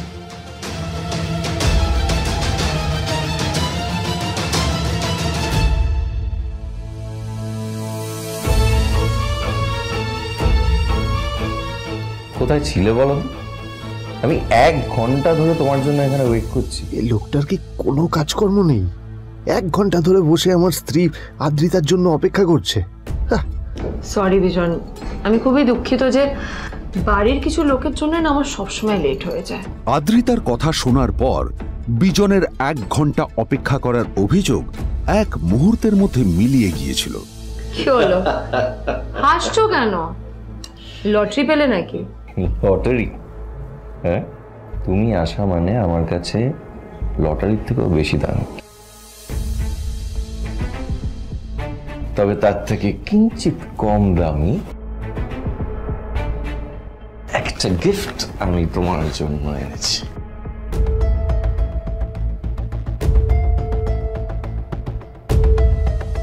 This is a rare diamond necklace for you. এটা আমার জন্য? সত্যি? এই শহরে এটা খুঁজে পাওয়া খুব বিরল। Just like you. Like it? Thank you. You're welcome. Thank you for the gift. আসি তাহলে এখন।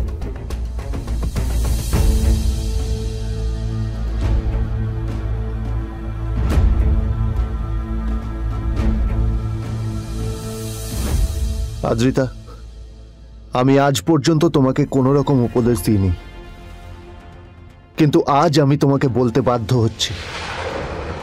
এই যে এই লোকটা তোমাকে শুধুমাত্র ইমপ্রেস করার জন্য একটা নকল সস্তার হীরের গয়না দিয়ে গেছে। এরকম একটা লোকের সাথে তোমার মেশা উচিত না। ভবিষ্যতে কিন্তু তুমি বিপদে পড়বে। আদ্রিতা, আমি তোমাকে কথা দিচ্ছি, আমি তোমার জন্য আসল রেয়ার একটা হীরের গয়না এনে দেবো, এর চেয়েও দামি, এর চেয়ে অনেক অনেক বেশি দামি। তার জন্য আমাকে যাই করতে হোক না কেন, আমি তোমাকে একদিন ঠিক এনে দেবো, ঠিক এনে দেবো তোমাকে। তাদের বিয়ে হয়েছে 2.5 বছর। এর মধ্যে প্রথমবার তার মনে হলো নীল তার জন্য লড়াই করছে। নীলের এই রূপটা দেখে আদ্রিতা চমকে গেল। আজ প্রথমবারের মতো আদ্রিতার মনে প্রশ্ন এলো, নীলকে নিজের থেকে দূরে সরিয়ে রেখে আমি কি কোনো ভুল করছি? না না, এটা আমি কি ভাবছি? বিজন আমার বিজনেস পার্টনার, ও আমাদের মেইন ইনভেস্টর। নীলের এই অ্যাকশনের কারণে বিজন আমার কোম্পানি থেকে ব্যাকআউট করে গেলে কি হবে?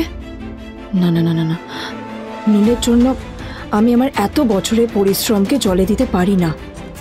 আমার নীলকে নয়, আমার বিজনকে প্রয়োজন। এইসব ভাবতে ভাবতে আদ্রিতার নীলের ওপর রাগ হতে শুরু করে। আদ্রিতার রাগ তখন চরমে উঠে যায়। আজ প্রথমবার নীল আদ্রিতার সাথে খারাপ ব্যবহার করেছে। How dare you! তোমার এত বড় সাহস! হ্যাঁ, তোমাকে কে অধিকার দেয় বলো তো যে তুমি আমারই অফিসে দাঁড়িয়ে আমাকেই এতগুলো উল্টোপাল্টা কথা তুমি শোনালে? তোমাকে এখানে আনাই আমার ভুল হয়েছে, সবচেয়ে বড় ভুল হয়েছে। এবার চুপচাপ এখান থেকে বেরিয়ে যাও, right now. Get out! Neel আদ্রিতার এই কথার কোনো উত্তর দিল না। নীল জানতো যে ও যতই কথা বাড়াবে আদ্রিতা ততই বেশি রেগে যাবে। আদ্রিতা যেন তেন ভাবে নিজের রাগ চেপে ব্যাপারটা ওখানেই শেষ করার চেষ্টা করলো, কিন্তু ও তো জানতো না যে ব্যাপারটা তখন সবে শুরু হয়েছে। কি হলো, শুনতে পাচ্ছিস না? কালা নাকি? আমারই সামনে দাঁড়িয়ে আমার কেনা গিফট নিয়ে তুই মজা করলি? কত বড় সাহস রে তোর! নিজেকে তো বিক্রি করে দিলে ওরকম একটা ডায়মন্ড নেকলেস তুই কিনতে পারবি না। তোর এই গরিবের পারফিউম, সস্তা শার্ট, পায়ে একটা ফাটা চপ্পল নিয়ে নিজেকে বড় হিরো মনে করছিস? তোর নিজের কত দাম সেটা তোর নিজের জানা উচিত। Zero, big zero. সালা খরচা মাই চল।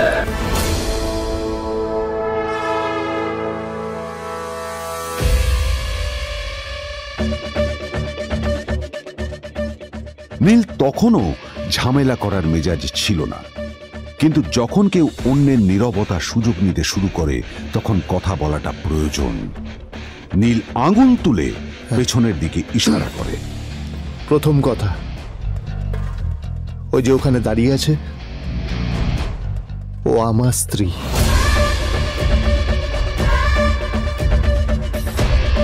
তাই আমার স্ত্রীকে তোমার নেকলেস দেওয়ার কোনো অধিকার নেই। ওকে যদি নেকলেস দিতে হয় তাহলে আমি দেব। তাই এসব ফ্রডগিরি বন্ধ করো। আর দ্বিতীয় কথা, যার পকেটে পয়সা নেই ঝনঝন আওয়াজ করা তার মানায় না।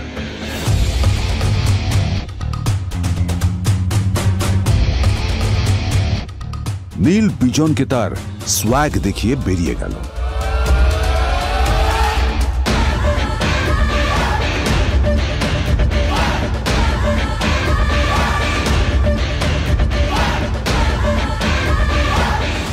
আদ্রিতার রাগে গজগজ করছিল। ওর জ্বলন্ত চোখের সামনে শুধু নীলের মুখটা ভেসে উঠছিল। ও যতই নীলের কথা ভাবছিল ততই ওর রাগ বেড়ে যাচ্ছিল। গত কয়েক মাস ধরে আদ্রিতার কোম্পানির অবস্থা একেবারেই ভালো ছিল না। আদ্রিতা তা সামলানোর আপ্রাণ চেষ্টা করছিল। কি যে করবেও সেইটাই বুঝে উঠতে পারছিল না।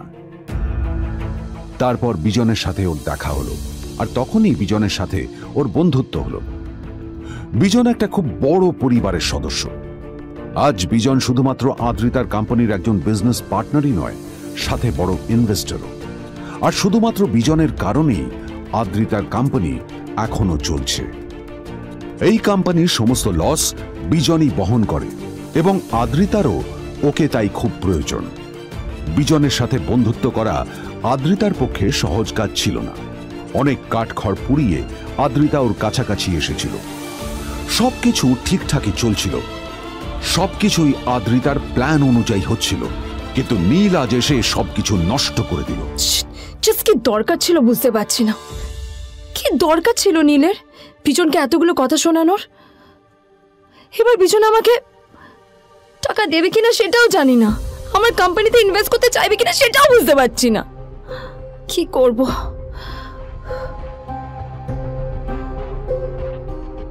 এখন আদ্রিতা ওকে কিভাবে বোঝাবে? ভুল করে যদি বিজন ওর টাকা ফেরত চায় তবে আদ্রিতার কোম্পানি সেন কর্পোরেশন খুব বড় সমস্যায় পড়ে যাবে। তারপর কি হবে? সেন পরিবারের দেখভাল কে করবে? এইসব ভাবতে ভাবতে আদ্রিতা নিজের উপরেও রেগে গেল। আসলে দোষটা ওর নিজেরই। আদ্রিতা কেন নীলকে ওদের মাঝে আনতে গেল? নীলকে অফিসে নিয়ে আসারই বা কি দরকার ছিল? আর যদি সে নীলকে সাথে করে না আনতো তাহলে বিজন এখন ওর সাথেই বসে থাকতো।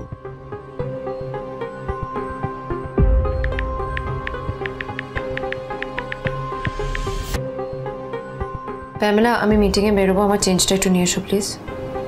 Thank you. আর অন্যদিকে সেন কর্পোরেশনের অফিস থেকে বেরিয়ে নীলের খুব ফুরফুরে লাগছিল। তখনই হঠাৎ ওর ফোনটা বেজে উঠল। ফোনটা ছিল মিস্টার রায় চৌধুরীর। তিনি ছিলেন শহরের সব থেকে বড় বিজনেসম্যান। হ্যাঁ মিস্টার রায় চৌধুরী, আমি আপনাকেই ফোন করতে যাচ্ছিলাম। আমি একজন বিশেষ লোকের সাথে তোমার একটা মিটিং ফিক্স করেছি। ওর অ্যাড্রেস আমি তোমাকে টেক্সট করে দিয়েছি। আমি চাই তুমি ওই লোকটার সাথে মিট করো। ঠিক আছে, আমি যে কোনো কারোর সাথে দেখা করতে পারি, কিন্তু তার জন্য আপনাকে আমার দুটো শর্ত মানতে হবে। প্রথমটা, আমার জন্য একটা রেয়ার হীরের নেকলেস আপনাকে জোগাড় করে আনতে হবে। আর দ্বিতীয়টা, আমি আপনাকে টেক্সট করছি, এটাও কিন্তু একই রকম জরুরি।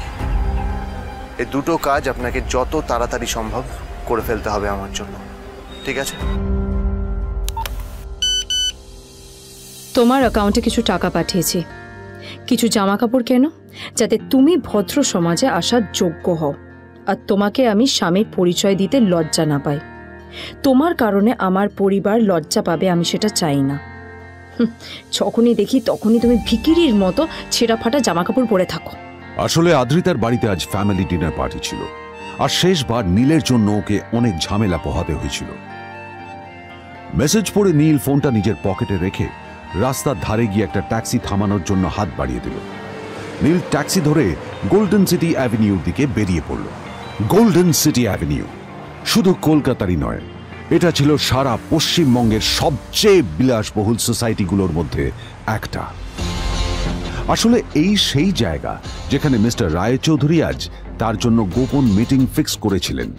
কিন্তু নীল কার সাথে দেখা করতে যাচ্ছে এ সম্পর্কে ওর কোনো ধারণাই ছিল না। যখন নীল সেখানে পৌঁছল, ফুলভিলার বাগানে বসে থাকা লোকটিকে দেখে রাগে নীলের রক্ত ফুটতে শুরু করলো। নীল ওখানে না দাঁড়িয়ে বেরিয়ে গেল। তখনই হঠাৎ একটা মেসেজ এলো। আসলে আজ আদ্রিতার ফ্যামিলি গ্যাদারিং এ যাওয়ার আগে নীলকে ওর হাই স্কুলের রিইউনিয়নেও যেতে হতো। গ্র্যাজুয়েশনের পর এত বছরে এই প্রথম নীল তার কোনো কলেজ বা স্কুলের রিইউনিয়নে যাচ্ছে। এতগুলো বছরে নীল তার কোনো বন্ধুর সাথেই দেখা করেনি। নীলের তার পুরনো সহপাঠীদের কথা মনে পড়তে লাগলো, যাদের সাথে ও স্কুলে মজা করত। আজ আবার ওদের সকলের সাথে নীলের দেখা হবে।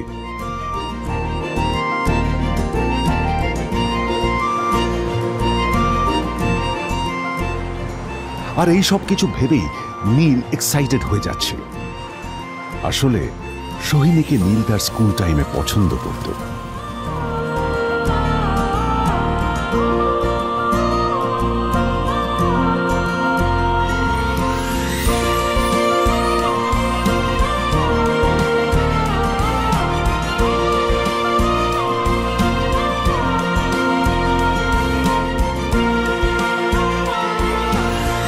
অন্যদিকে সেন কর্পোরেশনে ইনভেস্টরদের সঙ্গে আদ্রিতার মিটিং একেবারেই ভালো যায়নি।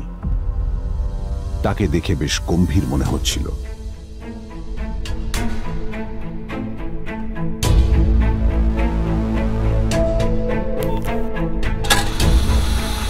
ভাই, পৃথিবীতে এমন লোকও আছে, কি দেমাগ দেখলি?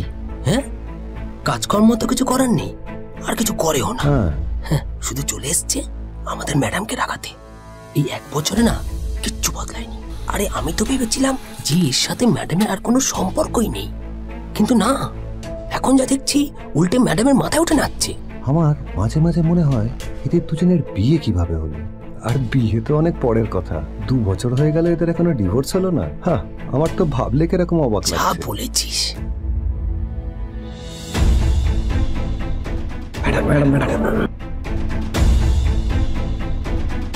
অফিসে চলতে থাকা এইসব কথা শুনে আদ্রিতার আরো রাগ হলো। আদ্রিতা ক্যাবিনে যাওয়ার পরে রাগকে নিয়ন্ত্রণ করা ওর পক্ষে আরো কঠিন হয়ে গেল। ও তখন বুঝতেই পারছিল না যে ওর রাগ কিভাবে নিয়ন্ত্রণ করবে। আদ্রিতা এটাও ভাবছিল যে নীলের জন্য ওকে আর কত অপমানিত হতে হবে। এসব ভাবতে ভাবতেই আদ্রিতার চোখ গেল ওর বাবার ছবিটার দিকে।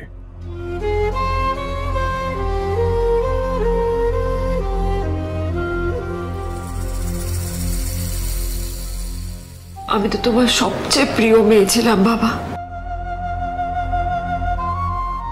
তাই তাই আমি সবসময় ভেবেছি যে তুমি আমার জন্য যাকে সিলেক্ট করবে সে সব থেকে শ্রেষ্ঠ হবে। তাই আমি নিজে থেকে কখনো কোনো রিলেশনশিপে যাইনি, আর তোমার কাছে বিয়ের কোনো শর্তও রাখিনি।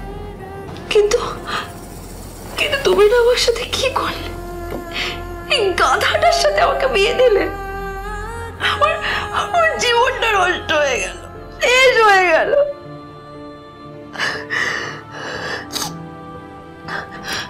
আমি যদি একটু জানতাম যে ও কিছু করে না, ঘর চাপাই হয়ে থাকবে, এইসব কাজকর্ম করে, তাহলে আমি কোনোদিনই বিয়েতে রাজি হতাম না বাবা, কোনোদিন না, কোনোদিন।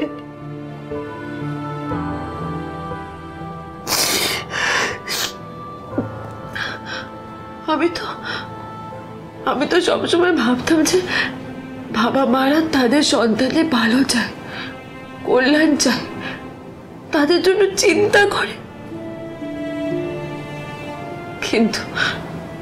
কিন্তু বাবা, তুমি আমার জন্য একটু চিন্তা করোনি। তুমি শুধু তোমার শেষ কর্তব্যটুকু করতে চেয়েছিলে, শেষ ইচ্ছাটুকু রাখতে চেয়েছিলে। পালন করা হয়ে গেছে, আর আমাদের তুমি ছেড়ে চলে গেলে। তুমি আমাকে ছেড়ে চলে গেলে। অন্যদিকে নীল রিইউনিয়ন পার্টির জন্য হোটেল প্রাইম স্টারের দিকে রওনা হলো। হোটেল প্রাইম স্টার ছিল শহরের সবচেয়ে দামি হোটেল। ওখানে শহরের সব বড় লোকেরা যাতায়াত করত।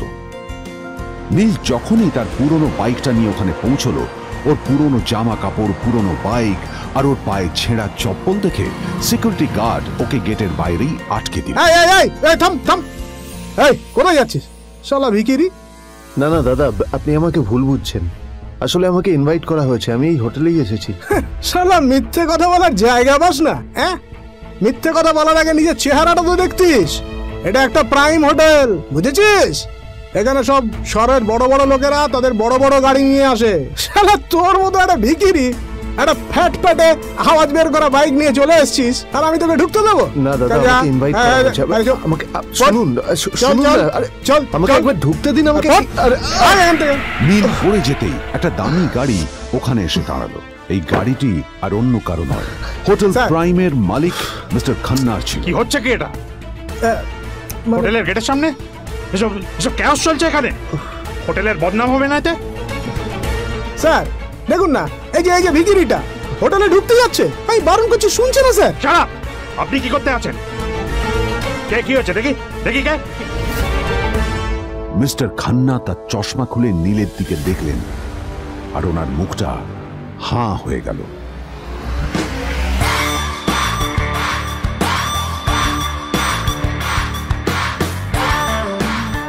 নীল স্যার, আপনি?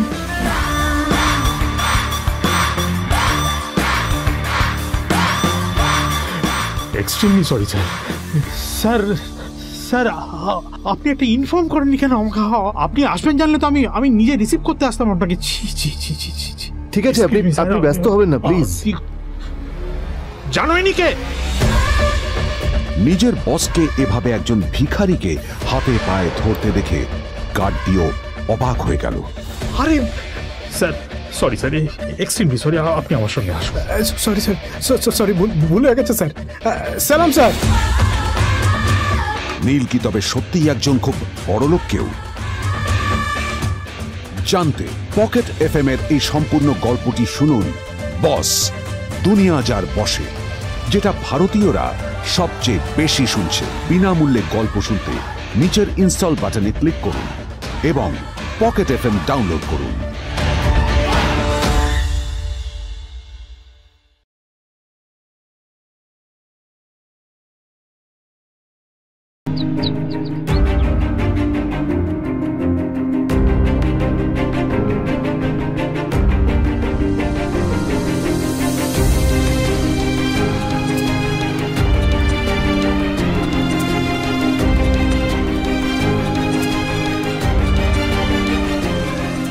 আদ্রিতার চোখে নীল ছিল নিছকই একজন চাকর। সে সারাদিন আদ্রিতার ভাই ফরমাস খেটেও ওকে সন্তুষ্ট করতে পারত না।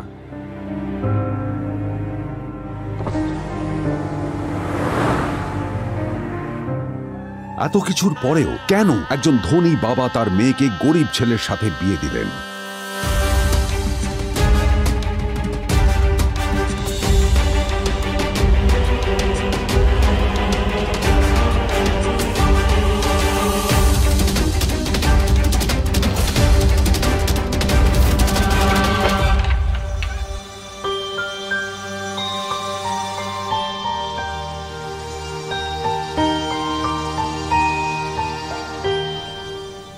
এবং তারপরে সেই মেয়েটি তার গরিব স্বামীর কাছ থেকে নতুন বছরে এমন একটা গিফট পেয়েছিল যে তার চক্ষু স্থির হওয়ার জোগাড় হয়েছিল। আর ওর স্বামী সম্পর্কে সত্যিটা জানার পর তো ও প্রায় অজ্ঞান হয়ে গিয়েছিল।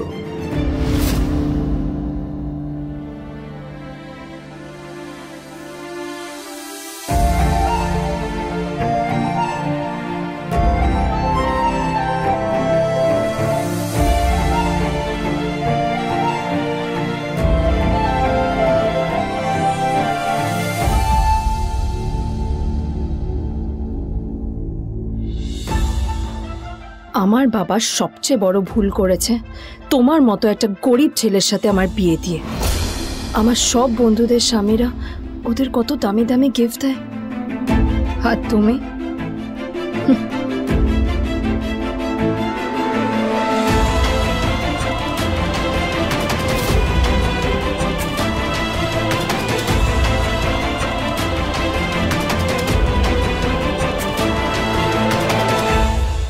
আদ্রিতা তার বাবার কথায় নীলকে বিয়ে তো করেছিল, কিন্তু ও শর্ত দিয়েছিল যেন বাড়ির বাইরের কেউ না জানতে পারে যে নীল ওর স্বামী। নীল ওই বাড়িতে ঘর জামাইয়ের মতো থাকলেও ও যেন ওখানে একজন চাকর ছিল। সবাই ওকে অপমান করত। ওই বাড়িতে না ও ঠিক মতো খাবার পেত, আর না ওর কোনো আলাদা ঘর ছিল। কখনো কার্পেটের উপর ঘুমোতো, তো কখনো আবার পোষা কুকুরের ঘরের পাশে নীলকে ঘুমোতে হতো। হাত খরচ মেটাতে ও এক জায়গায় ওয়েটারের কাজও করত। আদ্রিতা তার বন্ধুদের বলেছিল যে আদ্রিতা বিদেশে বিয়ে করেছে আর তার স্বামী লন্ডনের একজন খুব বড় বিজনেসম্যান। কিন্তু যখন আদ্রিতার বন্ধুরা ওকে ওদের স্বামীদের দেওয়া দামি দামি গিফটগুলো দেখাতো, তখন লজ্জায় ওর ভিতরটা পুড়ে ছাই হয়ে যেত।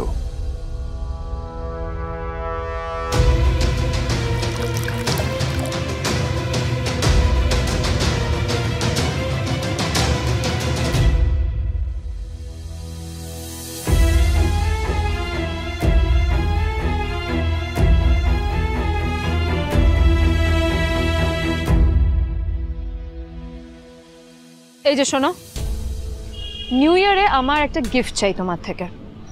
আর গিফট যেন দামি হয়, হ্যাঁ, মানে খুব দামি, কয়েক লাখ টাকা।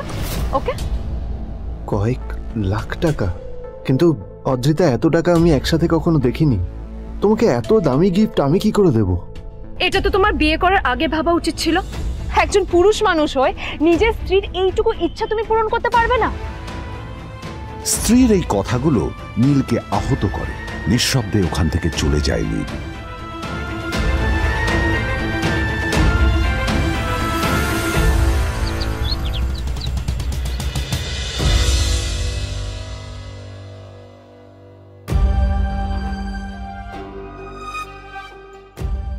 দুদিন পর নিউ ইয়ার পার্টির আগে নীল আদ্রিতার কাছে এসে একটা গিফট প্যাক দেয়।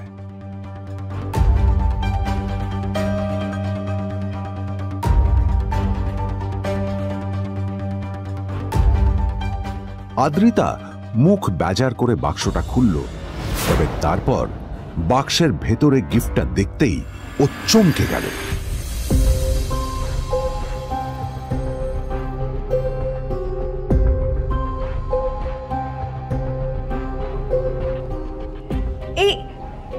এই ফোনটা মানে এটা তো একটা স্পেশাল এডিশন, এটার দাম তো 3 কোটি টাকা। তুমি এটা পেলে কোথা থেকে? আসলে এটা অরিজিনাল নয়, আমি ওই ফোনটারই একটা কপি এনেছি।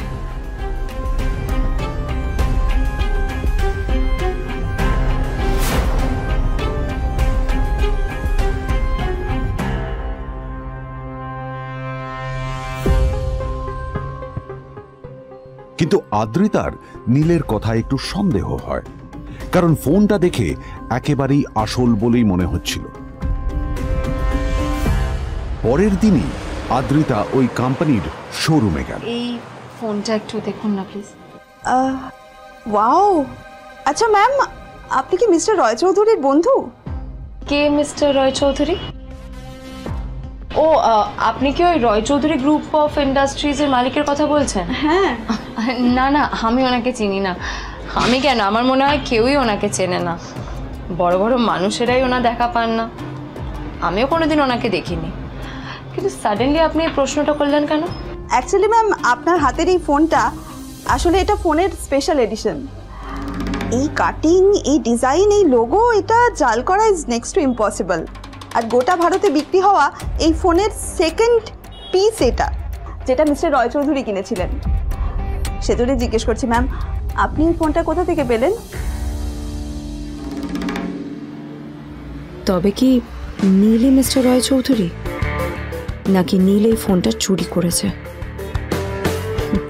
বেকার নীলের কাছেই কোটি টাকার ফোন কোথা থেকে এলো? নীলের সত্যিটা তাহলে কি?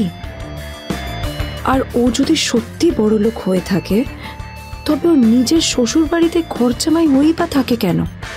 আদ্রিতা এসব কথাই মনে মনে ভাবছিল, তবে আদ্রিতার বিশ্বাস ছিল যে কোনো না কোনো মতলব করেই নীল এই ফোনটা আদ্রিতার জন্য নিয়ে এসেছিল।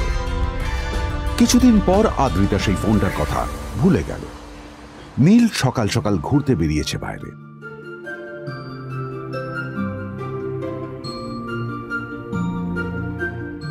কটা বাজে রে? আমার খুব লেট হয়ে গেছে, বুঝলি? তোরা খেল, ঠিক আছে? তোরা খেল, আমি আসছি।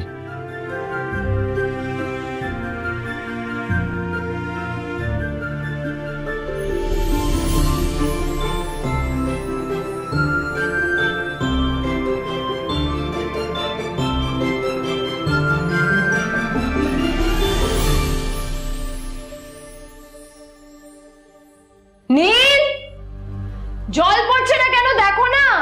নীল, নীল, নীল কোথায় গেল? নীল,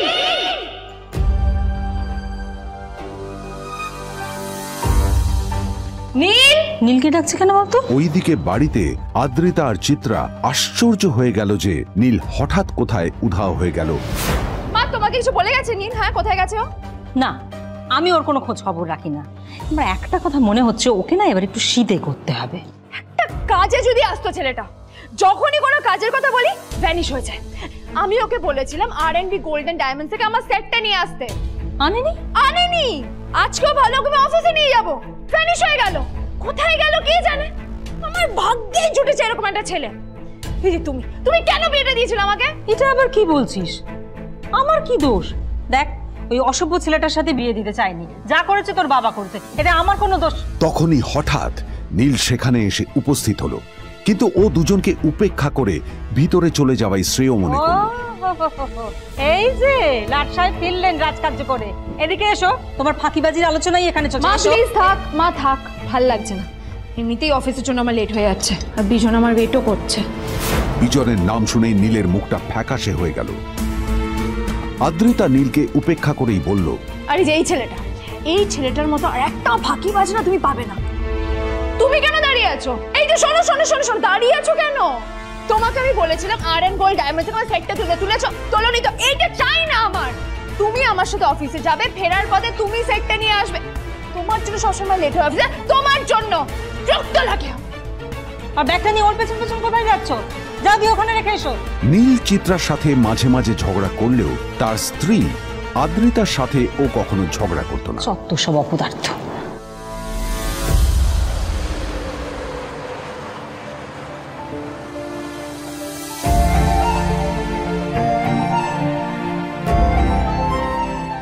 কিছুক্ষণের মধ্যেই তারা আদ্রিতার অফিসে পৌঁছে গেল। আদ্রিতা গাড়ি থেকে নামতে নামতে দেখলো যে তার কাছে অনেকগুলো ফাইল আছে। নীলের দিকে তাকিয়ে ওকেই ফাইলগুলো নিয়ে ভেতরে আসতে বলল। চলো, হা করে দাঁড়িয়ে আছো কেন? ফাইলগুলো নিয়ে ভেতরে এসো।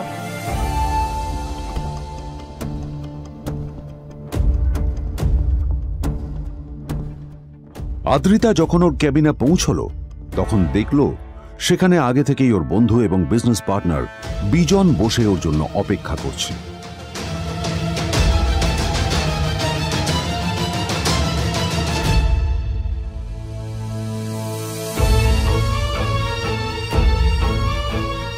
কোথায় ছিলে বলো? আমি 1 ঘন্টা ধরে তোমার জন্য এখানে ওয়েট করছি। এই লোকটার কি কোনো কাজকর্ম নেই? 1 ঘন্টা ধরে বসে আমার স্ত্রী আদ্রিতার জন্য অপেক্ষা করছে। সরি বিজন, আমি খুবই দুঃখিত যে বাড়ির কিছু লোকের জন্য না আমার সবসময় লেট হয়ে যায়। আদ্রিতার কথা শোনার পর বিজনের 1 ঘন্টা অপেক্ষা করার অভিযোগ 1 মুহূর্তের মধ্যে মিলিয়ে গিয়েছিল। কি হলো? হাসছো কেন? লটারি পেলে নাকি? লটারি? হ্যাঁ, তুমি আসা মানে আমার কাছে লটারির থেকেও বেশি দাম। তবে তার থেকে কিঞ্চিত কম দামি একটা গিফট আমি তোমার জন্য এনেছি।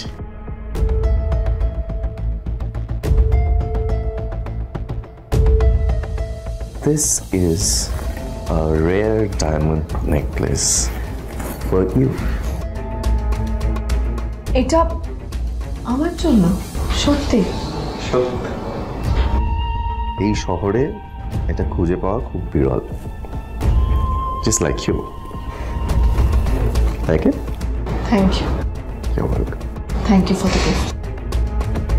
আসি তাহলে এখন।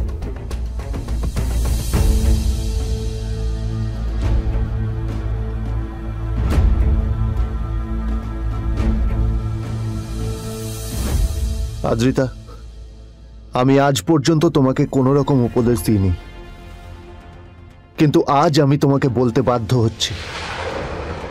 এই যে এই লোকটা তোমাকে শুধুমাত্র ইমপ্রেস করার জন্য একটা নকল সস্তার হীরের গয়না দিয়ে গেছে। এরকম একটা লোকের সাথে তোমার মেশা উচিত না। ভবিষ্যতে কিন্তু তুমি বিপদে পড়বে। আদ্রিতা, আমি তোমাকে কথা দিচ্ছি, আমি তোমার জন্য আসল রেয়ার একটা হীরের গয়না এনে দেবো, এর চেয়েও দামি, এর চেয়ে অনেক অনেক বেশি দামি। তার জন্য আমাকে যাই করতে হোক না কেন, আমি তোমাকে একদিন ঠিক এনে দেবো, ঠিক এনে দেবো তোমাকে। তাদের বিয়ে হয়েছে 2.5 বছর।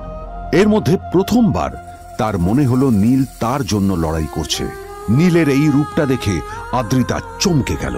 আজ প্রথমবারের মতো আদ্রিতার মনে প্রশ্ন এলো, নীলকে নিজের থেকে দূরে সরিয়ে রেখে আমি কি কোনো ভুল করছি? না না, এটা আমি কি ভাবছি? বিজন আমার বিজনেস পার্টনার, ও আমাদের main investor.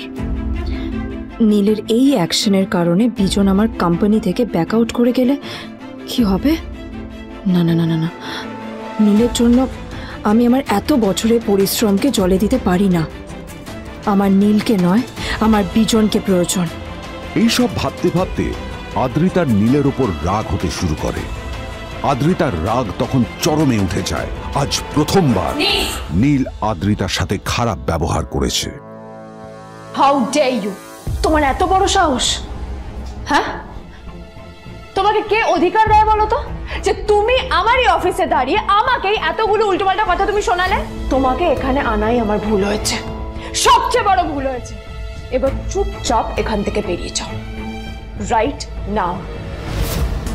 Gate out. Neel আদ্রিতার এই কথার কোনো উত্তর দিল না। নীল জানতো যে ও যতই কথা বাড়াবে আদ্রিতা ততই বেশি রেগে যাবে। আদ্রিতা যেন তেন ভাবে নিজের রাগ চেপে ব্যাপারটা ওখানেই শেষ করার চেষ্টা করলো, কিন্তু ও তো জানতো না যে ব্যাপারটা তখন সবে শুরু হয়েছে। কি হলো, শুনতে পাচ্ছিস না? কালা নাকি? আমারই সামনে দাঁড়িয়ে আমার কেনা গিফট নিয়ে তুই মজা করলি? কত বড় সাহস রে তোর! নিজেকে তো বিক্রি করে দিলে ওরকম একটা ডায়মন্ড নেকলেস তুই কিনতে পারবি না। তোর এই গরিবের পারফিউম, সস্তা শার্ট, পায়ে একটা ফাটা চপ্পল নিয়ে নিজেকে বড় হিরো মনে করছিস? তোর নিজের কত দাম সেটা তোর নিজের জানা উচিত। Zero, big zero. সালা খরচা মাই চল।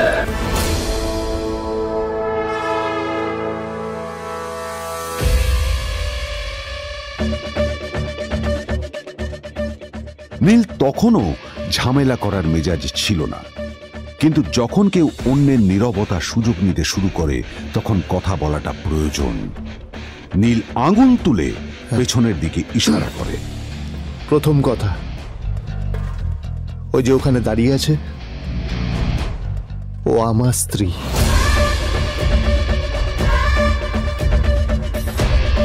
তাই আমার স্ত্রীকে তোমার নেকলেস দেওয়ার কোনো অধিকার নেই। ওকে যদি নেকলেস দিতে হয় তাহলে আমি দেব।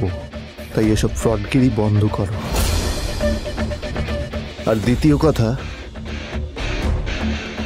যার পকেটে পয়সা নেই ঝনঝন আওয়াজ করা তার মানায় না।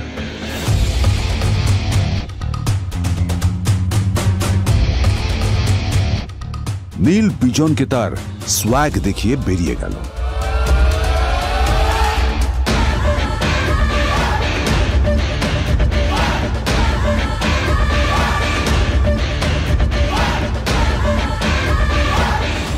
আদ্রিতার রাগে গজগজ করছিল। ওর জ্বলন্ত চোখের সামনে শুধু নীলের মুখটা ভেসে উঠছিল। ও যতই নীলের কথা ভাবছিল ততই ওর রাগ বেড়ে যাচ্ছিল। গত কয়েক মাস ধরে আদ্রিতার কোম্পানির অবস্থা একেবারেই ভালো ছিল না। আদ্রিতা তা সামলানোর আপ্রাণ চেষ্টা করছিল। কি যে করবেও সেইটাই বুঝে উঠতে পারছিল না। তারপর বিজনের সাথে ওর দেখা হলো, আর তখনই বিজনের সাথে ওর বন্ধুত্ব হলো। বিজন একটা খুব বড় পরিবারের সদস্য। আজ বিজন শুধুমাত্র আদ্রিতার কোম্পানির একজন বিজনেস পার্টনারই নয়, সাথে বড় ইনভেস্টরও। আর শুধুমাত্র বিজনের কারণেই আদ্রিতার কোম্পানি এখনো চলছে। এই কোম্পানির সমস্ত লস বিজনই বহন করে এবং আদ্রিতারও ওকে তাই খুব প্রয়োজন। বিজনের সাথে বন্ধুত্ব করা আদ্রিতার পক্ষে সহজ কাজ ছিল না। অনেক কাঠখড় পুড়িয়ে আদ্রিতা ওর কাছাকাছি এসেছিল। সবকিছু ঠিকঠাকই চলছিল, সবকিছুই আদ্রিতার প্ল্যান অনুযায়ী হচ্ছিল, কিন্তু নীল আজ এসে সবকিছু নষ্ট করে দিল। কি দরকার ছিল বুঝতে পারছি না। কি দরকার ছিল নীলের বিজনকে এতগুলো কথা শোনানোর? এবার বিজন আমাকে টাকা দেবে কিনা সেটাও জানি না।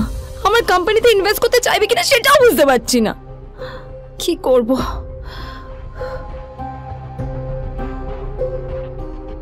এখন আদ্রিতা ওকে কিভাবে বোঝাবে? ভুল করে যদি বিজন ওর টাকা ফেরত চায় তবে আদ্রিতার কোম্পানি সেন কর্পোরেশন খুব বড় সমস্যায় পড়ে যাবে। তারপর কি হবে? সেন পরিবারের দেখভাল কে করবে? এইসব ভাবতে ভাবতে আদ্রিতা নিজের উপরেও রেগে গেল। আসলে দোষটা ওর নিজেরই। আদ্রিতা কেন নীলকে ওদের মাঝে আনতে গেল? নীলকে অফিসে নিয়ে আসারই বা কি দরকার ছিল? আর যদি সে নীলকে সাথে করে না আনতো তাহলে বিজন এখন ওর সাথেই বসে থাকতো।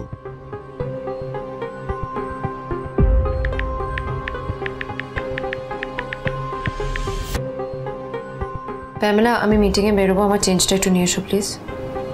Thank you. আর অন্যদিকে সেন কর্পোরেশনের অফিস থেকে বেরিয়ে নীলের খুব ফুরফুরে লাগছিল। তখনই হঠাৎ ওর ফোনটা বেজে উঠল। ফোনটা ছিল মিস্টার রায় চৌধুরীর। তিনি ছিলেন শহরের সব থেকে বড় বিজনেসম্যান। হ্যাঁ মিস্টার রায় চৌধুরী, আমি আপনাকেই ফোন করতে যাচ্ছিলাম। আমি একজন বিশেষ লোকের সাথে তোমার একটা মিটিং ফিক্স করেছি। ওর অ্যাড্রেস আমি তোমাকে টেক্সট করে দিয়েছি। আমি চাই তুমি ওই লোকটার সাথে মিট করো। ঠিক আছে, আমি যে কোনো কারোর সাথে দেখা করতে পারি, কিন্তু তার জন্য আপনাকে আমার দুটো শর্ত মানতে হবে। প্রথমটা, আমার জন্য একটা রেয়ার হীরের নেকলেস আপনাকে জোগাড় করে আনতে হবে। আর দ্বিতীয়টা, আমি আপনাকে টেক্সট করছি, এটাও কিন্তু একই রকম জরুরি। এই দুটো কাজ আপনাকে যত তাড়াতাড়ি সম্ভব করে ফেলতে হবে আমার জন্য, ঠিক আছে?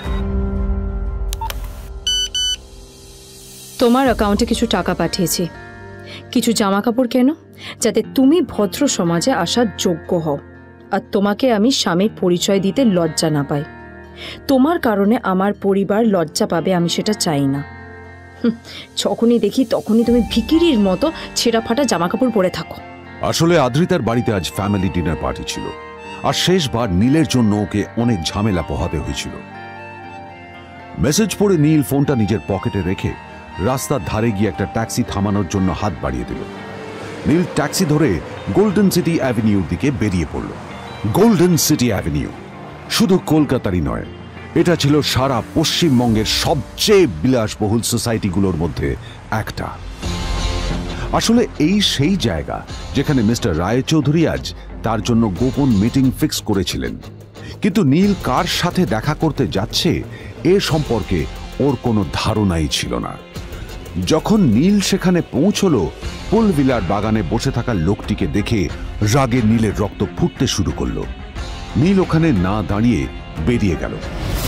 তখনই হঠাৎ একটা মেসেজ এলো। আসলে আজ আদ্রিতার ফ্যামিলি গ্যাদারিং এ যাওয়ার আগে নীলকে ওর হাই স্কুলের রিইউনিয়নেও যেতে হতো।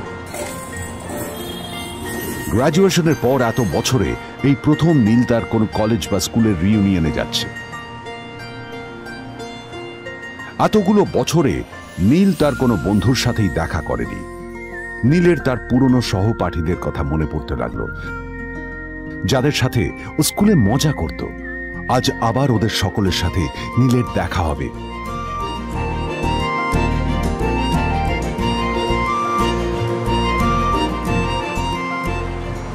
আর এই সব কিছু ভেবেই নীল এক্সাইটেড হয়ে যাচ্ছিল।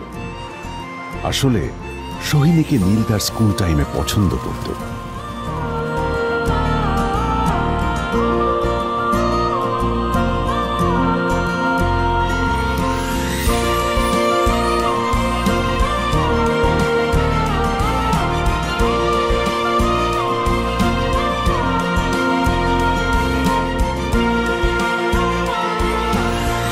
অন্যদিকে সেম কর্পোরেশনে ইনভেস্টরদের সঙ্গে আদ্রিতার মিটিং একেবারেই ভালো যায়নি।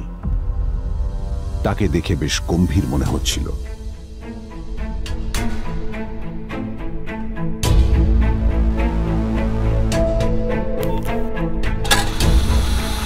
ভাই, পৃথিবীতে এমন লোকও আছে, কি দেমাগ দেখলি? হ্যাঁ, কাজকর্ম তো কিছু করার নেই, আর কিছু করেও না। হ্যাঁ, শুধু চলে এসছে আমাদের ম্যাডামকে রাখাতে। এই 1 বছরে না কিচ্ছু বদলায়নি। আরে আমি তো ভেবেছিলাম যে এর সাথে ম্যাডামের আর কোনো সম্পর্কই নেই, কিন্তু না, এখন যা দেখছি উল্টে ম্যাডামের মাথায় উঠে নাচছে। আমার মাঝে মাঝে মনে হয় এদের দুজনের বিয়ে কিভাবে হলো। আর বিয়ে তো অনেক পরের কথা, 2 বছর হয়ে গেল এদের এখনো ডিভোর্স হলো না। হ্যাঁ, আমার তো ভাবলে কিরকম অবাক লাগছে। যা বলেছিস।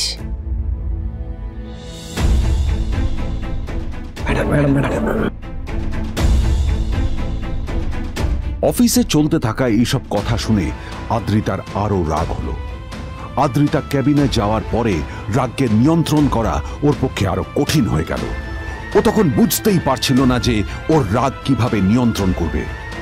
আদ্রিতা এটাও ভাবছিল যে নীলের জন্য ওকে আর কত অপমানিত হতে হবে। এসব ভাবতে ভাবতেই আদ্রিতার চোখ গেল ওর বাবার ছবিটার দিকে।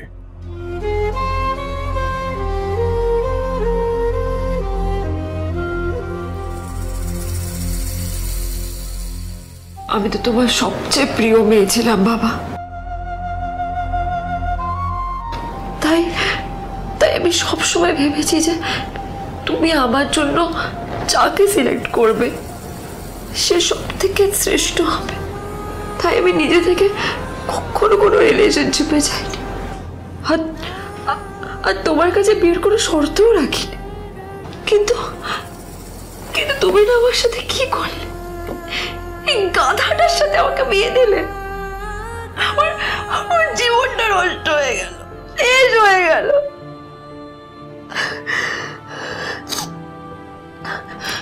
আমি যদি একটু জানতাম যে ও কিছু করে না, ঘর চাপাই হয়ে থাকবে, এইসব কাজকর্ম করে, তাহলে আমি কোনোদিনই বিয়েতে রাজি হতাম না বাবা, কোনোদিন না, কোনোদিন।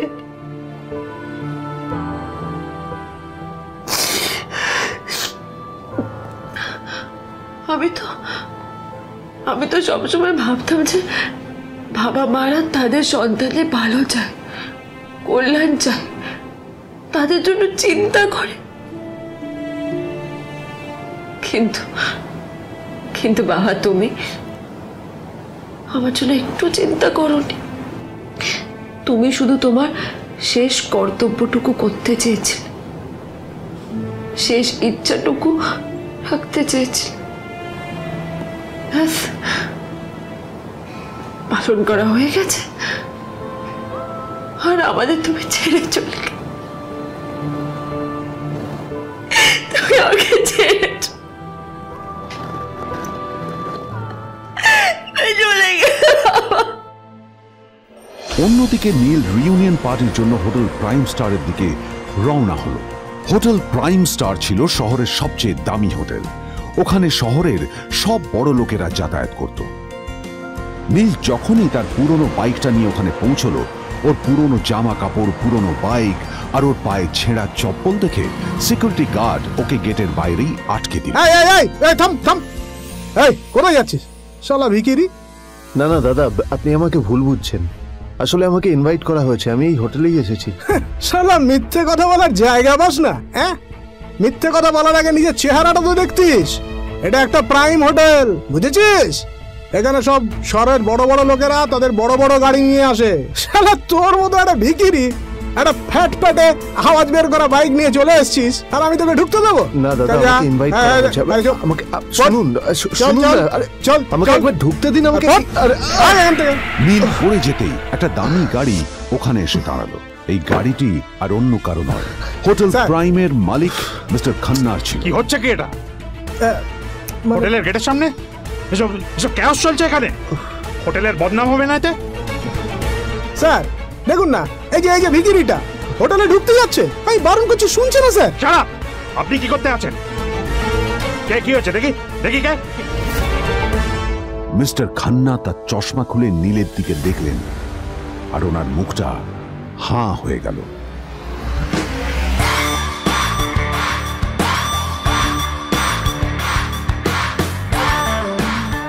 নীল স্যার, আপনি?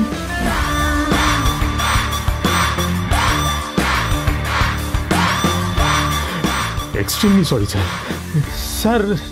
স্যার আপনি একটা ইনফর্ম করেননি কেন আমাকে? আপনি আসবেন জানলে তো আমি নিজে রিসিভ করতে আসতাম আপনাকে। ঠিক আছে, আপনি ব্যস্ত হবেন না প্লিজ। জানোইনি কে?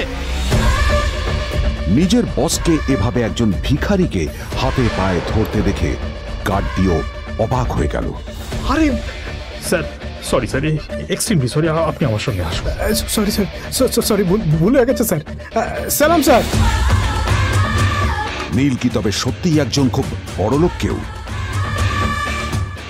জানতে পকেট এফএম এর এই সম্পূর্ণ গল্পটি শুনুন বস, দুনিয়া যার বসে, যেটা ভারতীয়রা সবচেয়ে বেশি শুনছে। বিনামূল্যে গল্প শুনতে নিচের ইনস্টল বাটনে ক্লিক করুন এবং পকেট এফএম ডাউনলোড করুন।